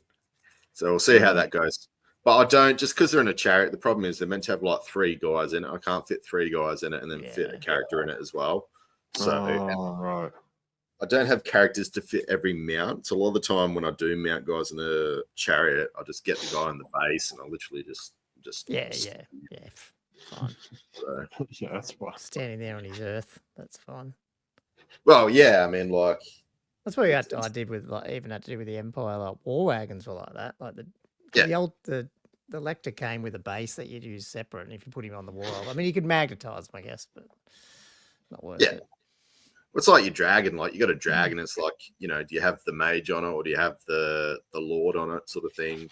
Yeah. And then not everybody has 2 versions of it. They might just have, you know. Yeah. Yeah, true. Cool.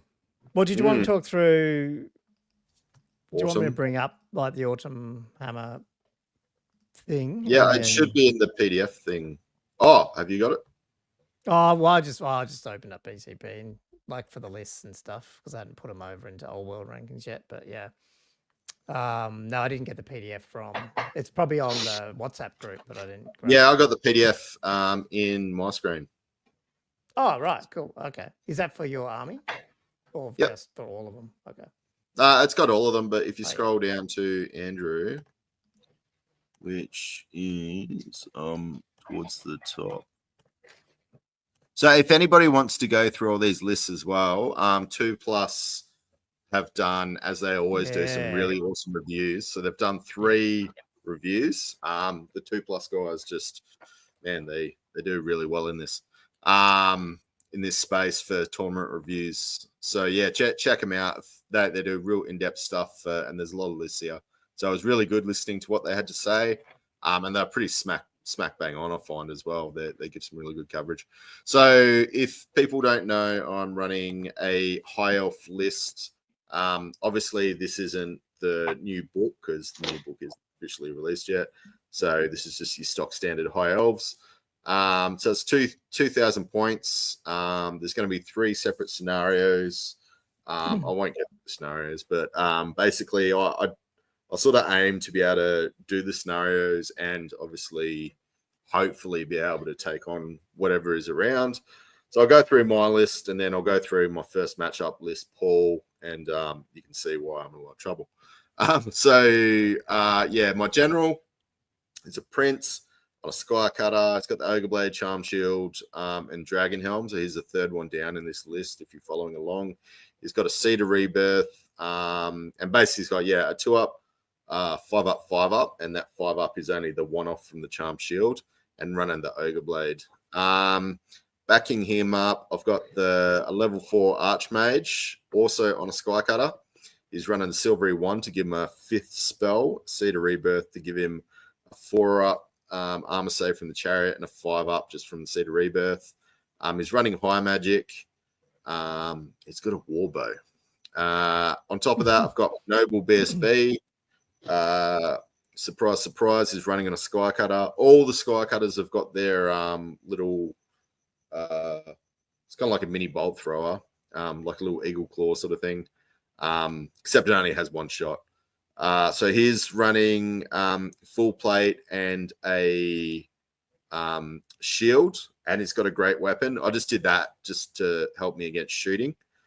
So in hand-to-hand combat, he's got in combat, he's only got a 3-up, 5-up.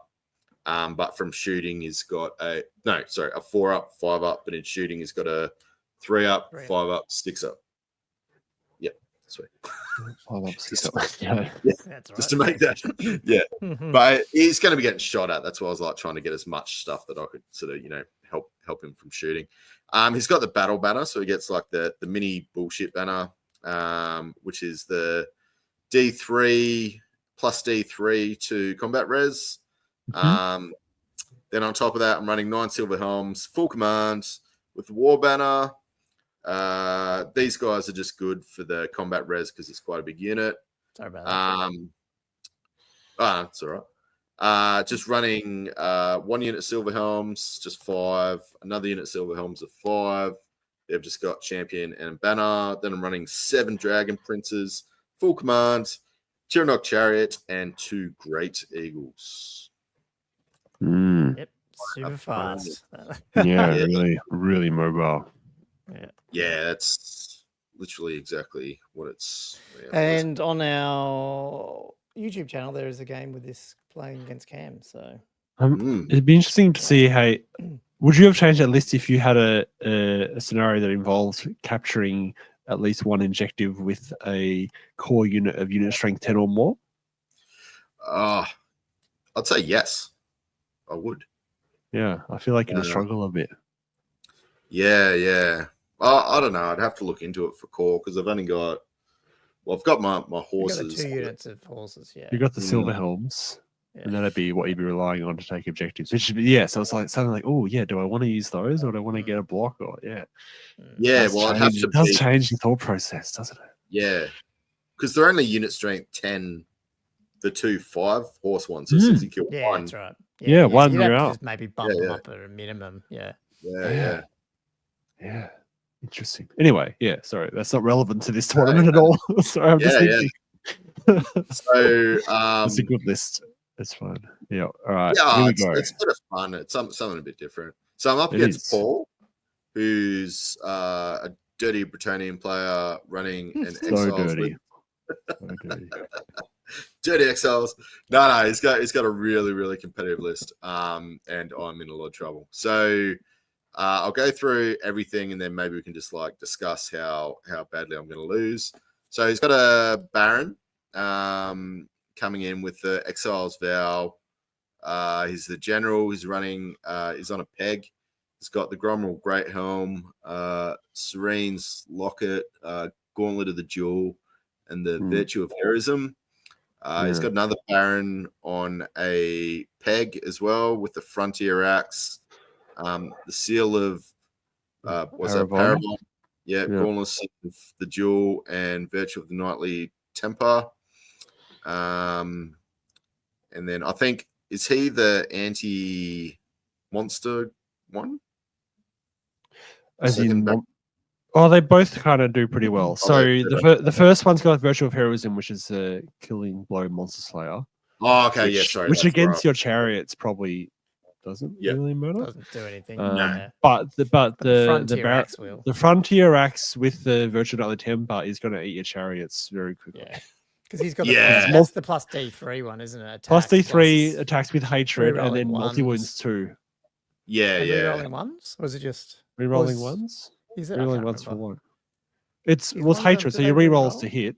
Oh, rerolled hit, sorry. And then no, I'm sorry. And then the seal of there's one where you get a 3 up. What's the one that you always hit on? Oh, you always hit on 3. Can I? Well, okay, so can I finish a sentence? The seal of Paravon, which he also has, gives him a 3s to hit. Right. Okay. So he does have that too. So his hatred is that 3s to hit. That's it. Plus D6 attacks, multi-wounds too on all his attacks. Like hectic. Yeah, just eats you. The weird thing is the seal of Paravon, all it says, like I don't know how it's very, it just says based on the weapon skill, it can't be less than a 3s to hit.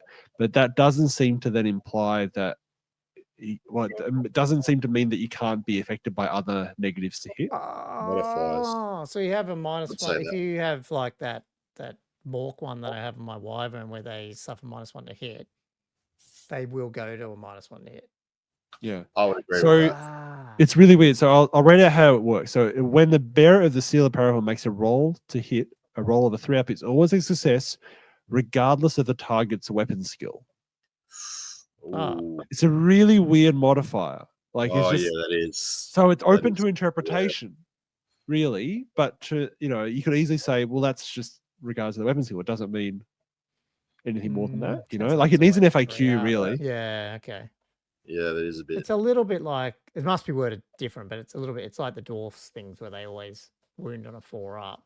Yeah. Yeah, because it does say it's always a success, but then it finishes the sentence with regardless of their weapon skill. It's like, well, wait, hold on. So does that mean you're just talking about the weapon skill table, or you're actually talking about just in general?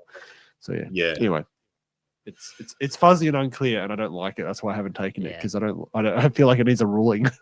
Because it just comes down to order operations a bit. Okay. Yeah. Cool. So then he's got his Paladin with the Exiles Vow. He's going to be the BSB with the banner of the Zealous Knight, running the Falcon Horn with the Exiles Vow. I'm in trouble. And the Virtue of Purity. So I'm sure Josh can let everybody know about how much trouble I'm in because I'm massively reliant on flyers. How far do these Skycutters move? Yeah. So my Skycutters move 2 inches without flying. 2 inches. So Josh, how does the Exiles Vow and the Falcon Horn? How's that going to destroy me? Well, it will destroy you. because it's a leadership 8 tests, so they'll probably fail one in every 3 turns or so because it's unmodified leadership. Yep. Then the exile is giving him veteran, which lets him reroll any leadership check.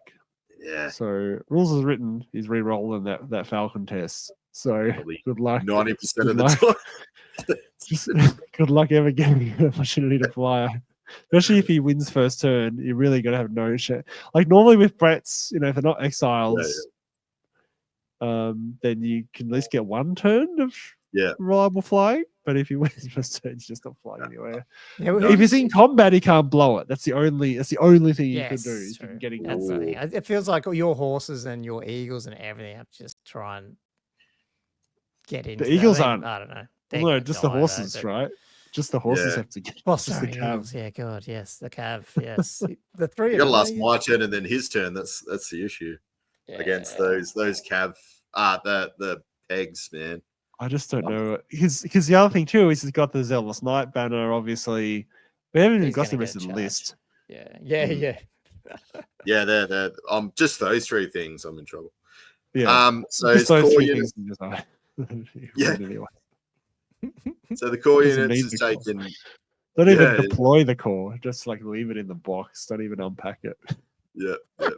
I'll just try and shake his hand. 10. Because I love his rare section when your dudes are only moving 2 inches as well. It's pretty funny. Yeah.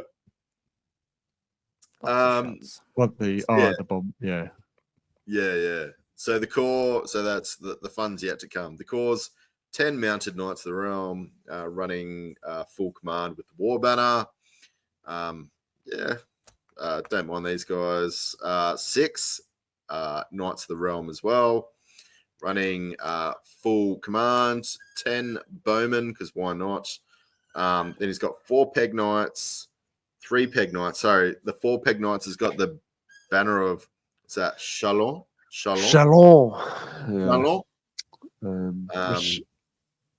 What does that do again? I think it's something to do with guys with missile troops. It used to be that you couldn't shoot.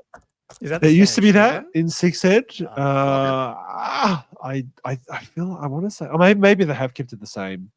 Because there is that. Yeah, you still can't stand and shoot. Yeah, so that hasn't changed. But I think it's Banner of Honorable Warfare that I was confused. Because Banner of Honorable Warfare, you can re-roll fails to hit against guys with shooting weapons. Which is a random one. Yeah, that's pretty. Which you don't see. Oh, he's got it in this list too. Yeah, the next unit has that. Yeah. So that's the next 3 Peg Knights. Yeah, so they're re-rolling to hit in the first round of combat against your bolt thrower armed sky cutters. Yeah, exactly. That's the thing. Even them. So re-roll to hit. So I'm in trouble there. And then to finish off the list, I mean, it's just got a couple of sneaky little bombards. 2 bombards, which you don't have to worry about with, what is it, D6 damage, D6 wounds, I think these guys do, the bombards. So, you're not moving far. Everything good in my army is going to be movement 2, and I'm going to be getting shot at by bombards and flanked by Peg Knights with the Barons of Death. You're fucked. Yeah. I just don't know what you can do. I was going to run straight at him, but I'm only going to movement 2. You can't run. I'm going to be limping. Your strategy is hope you get going to be dragging this thing on the ground. If you can get first turn, at least you might be able to get across the board before he starts blowing his horn. Yeah, I know. What are your Silver Helms and your Dragon Princes going to do on a counter charge against Peg Knights with the dudes in them? Like the dude's going to wipe the champ. Pegs get the same initiative, right? Are they? And then the Pegasus goes first, but the Dragon Princes will they hold their own a little? Like, will they be able to do some damage? I'm just thinking, like, can you try and put those 2 units against whatever Peg unit has that paladin in it? I guess is what I'm getting at. Yeah. I mean, I'm sure he's going to be smart enough to accept any challenge with his champ. And then just he's probably got a Baron in the unit or something that might just go to town. He will. And he'll just and the Baron's probably going to go first. And that's the problem with him in there. Yeah. I'm in a bit of strife. So you just don't have enough shooting. He'll be vanguarding as well with the Bannerzel's Knight. He'll jump across at you, and he could have either one or both of the other barons there as well. So I'm looking at this game strategy wise, and I think I'm in a good position because I can just deeply submerge in my submarine tactic game one. So I'll be down on the lowest table after I get pantsed. What's the scenario? Does that play into it at all? The scenario is I need to hold the center. There's like a little township created with that's the hard one with the walls and everything. That was Yeah. And I've got all these chariots. So, yeah. So but they're flying. And they go over the top. They're flying. Oh, true, Sure, at the top, they'll be fine. I think they're allowed to. Well, you can't really defend a wall with pegs either, can you? I think I don't know. No, I don't know. Yeah, well, they don't. Yeah, I don't know. Yeah, sorry. Yeah, so the pegs can still get it. Oh man, I don't know. There's no one like walking on the ground in either of your lists. Everyone's on like standing on a creature, except for the War Machine crew, I guess.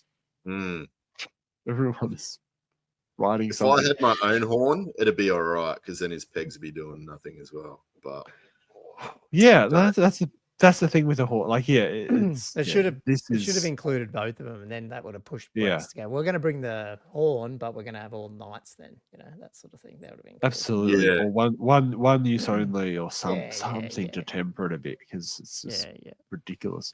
Also, the Banner of the Honorable Warfare. So the whole unit rerolls fails to hit. Does that would mean if there's a Baron or a BSB in that unit, they would also be re-rolling to hit against the Sky Cutter? Wow.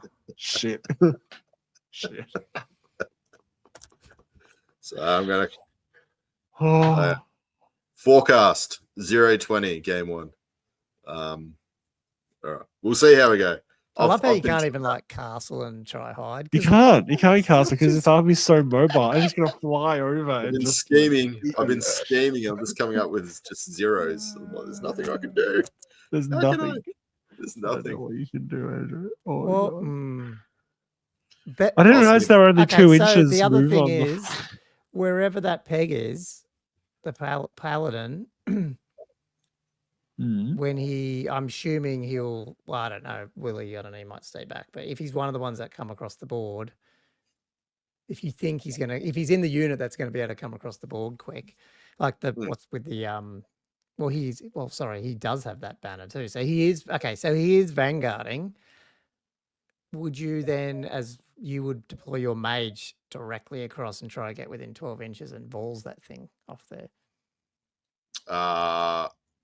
The Falcon Horn. Ooh, I didn't even think about that. Look at Gono. Make sure you put him right, because he'll vanguard up, and if he's not careful, if he comes right up, you'd have to not sacrifice your mage, but it's one shot. Can you get it off? I'd sacrifice that mage and kill his Falcon Horn, and then don't give away the gold on air, Gomo. Sorry.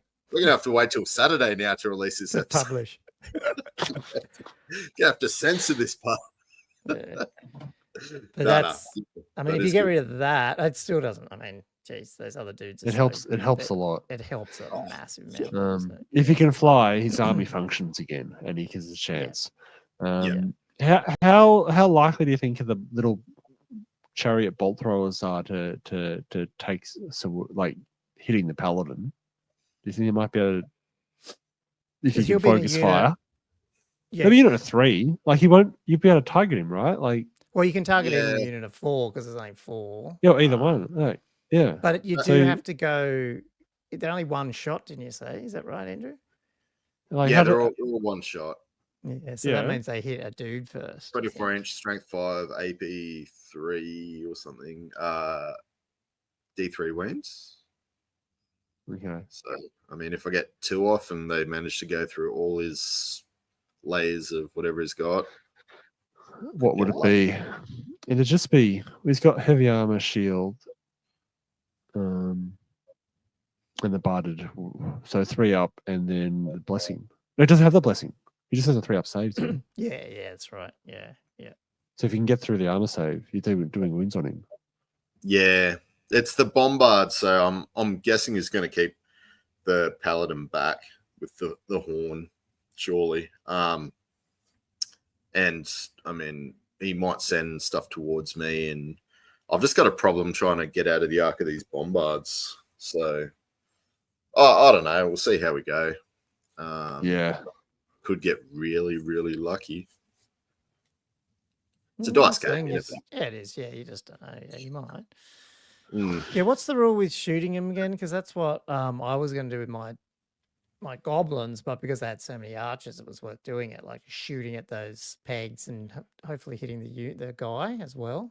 Yeah, I was going to look that up, how that works. So characters join a unit cannot be hit by enemy shooting. They are targeted by an attack that allows there are fewer than 5 rank and file models. So if there are fewer than 5 rank and file models, so they are, the controlling player must first allocate hits to the unit until 1 hit has been allocated to each model it contains. Any remaining hits are divided equally as possible between the characters and the unit. So the problem is he can dictate where they're allocated to. Yeah, you sort of bolt fire. Do you have magic shit. missiles? Like, aren't you the controlling player because you're shooting? No, I think it meant I interpret it to mean the player who controls the unit. Of the unit, that's getting shot at. I think it's, if you read the actual rule book, I think it's more clear. Yeah, because I thought that's the way it used to work. The person could allocate it. I thought that was the old rule, that the person's whose turn it is, the person that's shooting allocates the first. But I might be getting mixed up with Ninth Age, so that could be a good rules question. So you think that very? I don't know. So controlling player, you guys think is the controlling player of the unit being shot at, basically. Your interpretation of it. Yeah, because I feel like if it was the shooting player, it'd be the active player. You know, it would be phrased. Who controls the unit, which is the targeted unit in this case. Yeah, I think. But I don't know. Double check it for sure. Yeah. Yeah. Sweet. Cool. Wow. Okay, that's going to be a fun one. I just want to quickly bring up. Can I just quickly one, and then we'll close out because I know it's been a long one as usual. I thought there's some good. Yeah, there's some cool round 1 matchups though. I'm interested to see. There is. Hear back from. There's is Michael the TO this time still again? Or how does that work? Well, you don't know. I don't know. I don't know what's going on because Alex is playing. I'm like 99% sure, and then maybe Michael is playing again, and then he's just got somebody else. Yeah, okay. Yeah, Alex is playing that Cameron Bond, the guy that really good chaos player. But this is cool. Keith's straight up against Adam. Adam's obviously the one who pretty much technically won it last time, but I don't know how far through he's painted his army, but he's got that awesome. Actually, his is very different. Well, I shouldn't say different, but he's got blocks of troops. He just knows how to play it. He's getting really good with this Brett army. And Keith's playing against him, and Keith's pulled out a second dragon here for this one, which I thought was cool. So he's got the ogre blade on one. He's got the high priest on the other. And a big unit of 40 skeleton archers.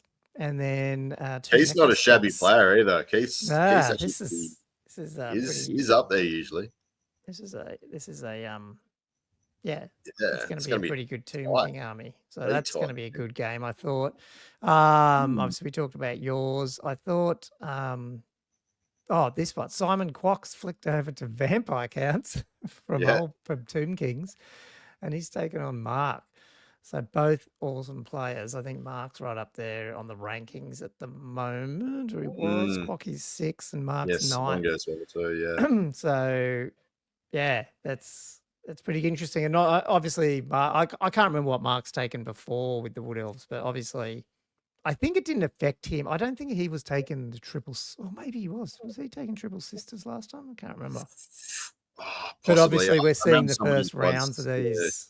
After the FAQs that don't have. So now they're double Wild Rider units and stuff. So it's going to be interesting. Was there other matchups that you thought were interesting? I mean, there's a bunch of them, but just that. Nah, well, you pretty much hit the nail on the head with Simon's I thought was pretty interesting. It swapped over, and then that was the same one I looked at was Case as well, whose his matchup was. Yeah, and obviously, yeah, you got the Alexes and you got Paddy's there from 2+ and stuff, and Alex Searle, I think Alex Searle's the other guy who was playing Warriors, and now he's got dwarves. He's brought some dwarves. I think that's him. I might get the name wrong. But yeah, anyway, it'll be interesting to see how it goes, man. Yeah, it'd be great. Keep us in the loop, and yeah, they're great guys, eh? I love how cool they are, and yeah, the 2+ guys obviously are real fun. So yeah, it's good. It'll be good to get down there. Unfortunately, I'm driving down first thing in the morning and then driving back, so it's going to be a hell of a long day. So after last week's Queensland tournament, look where you ended up, Andrew. You got bumped out. Oh no. Masters there, so need a good result. You need to beat 53.3 on the Masters rankings. So this is oh no way. If I took the Dragon, the Dragon list is I was happy with that list. It's pretty much the same style of list, but it's got a dragon in it. Obviously, it doesn't have the sky cutters, but it's got dragons, and it's just a fast list with the dragon. I found that's a really, really good list, but I'm trying to stay away from the dragon because I don't know. I don't think it's going to make you a better player playing a dragon. Yeah. No, fair enough. So I'm just trying to, Cool. All right. Well, that was another episode 81. Hopefully, anything you guys wanted to close out with, or we're all good. Yep. Have you got an idea what's next week? Because again, I'm sorry, I'm not here. So I imagine it'll be going over the games that he's about to play. All the losses. next time you'll see me in a dragon, just go laugh. And then that'll be perfect timing to schedule the live stream the week after. So we'll get into that, I think, for our perfect third or sec, whatever we're on. Nah, that'll be good. Nah, yeah, we might see if we can get some tactics in there as well. I might have a chat to Josh, see if there's anything he wants to hit. Sounds good. Well, we'll see you guys all next week. If you, thanks again just for all our Patreons. If you want to jump over there, check out patreon.com/oldworldfanatics. Like, subscribe on YouTube, as you probably are if you've listened to this far.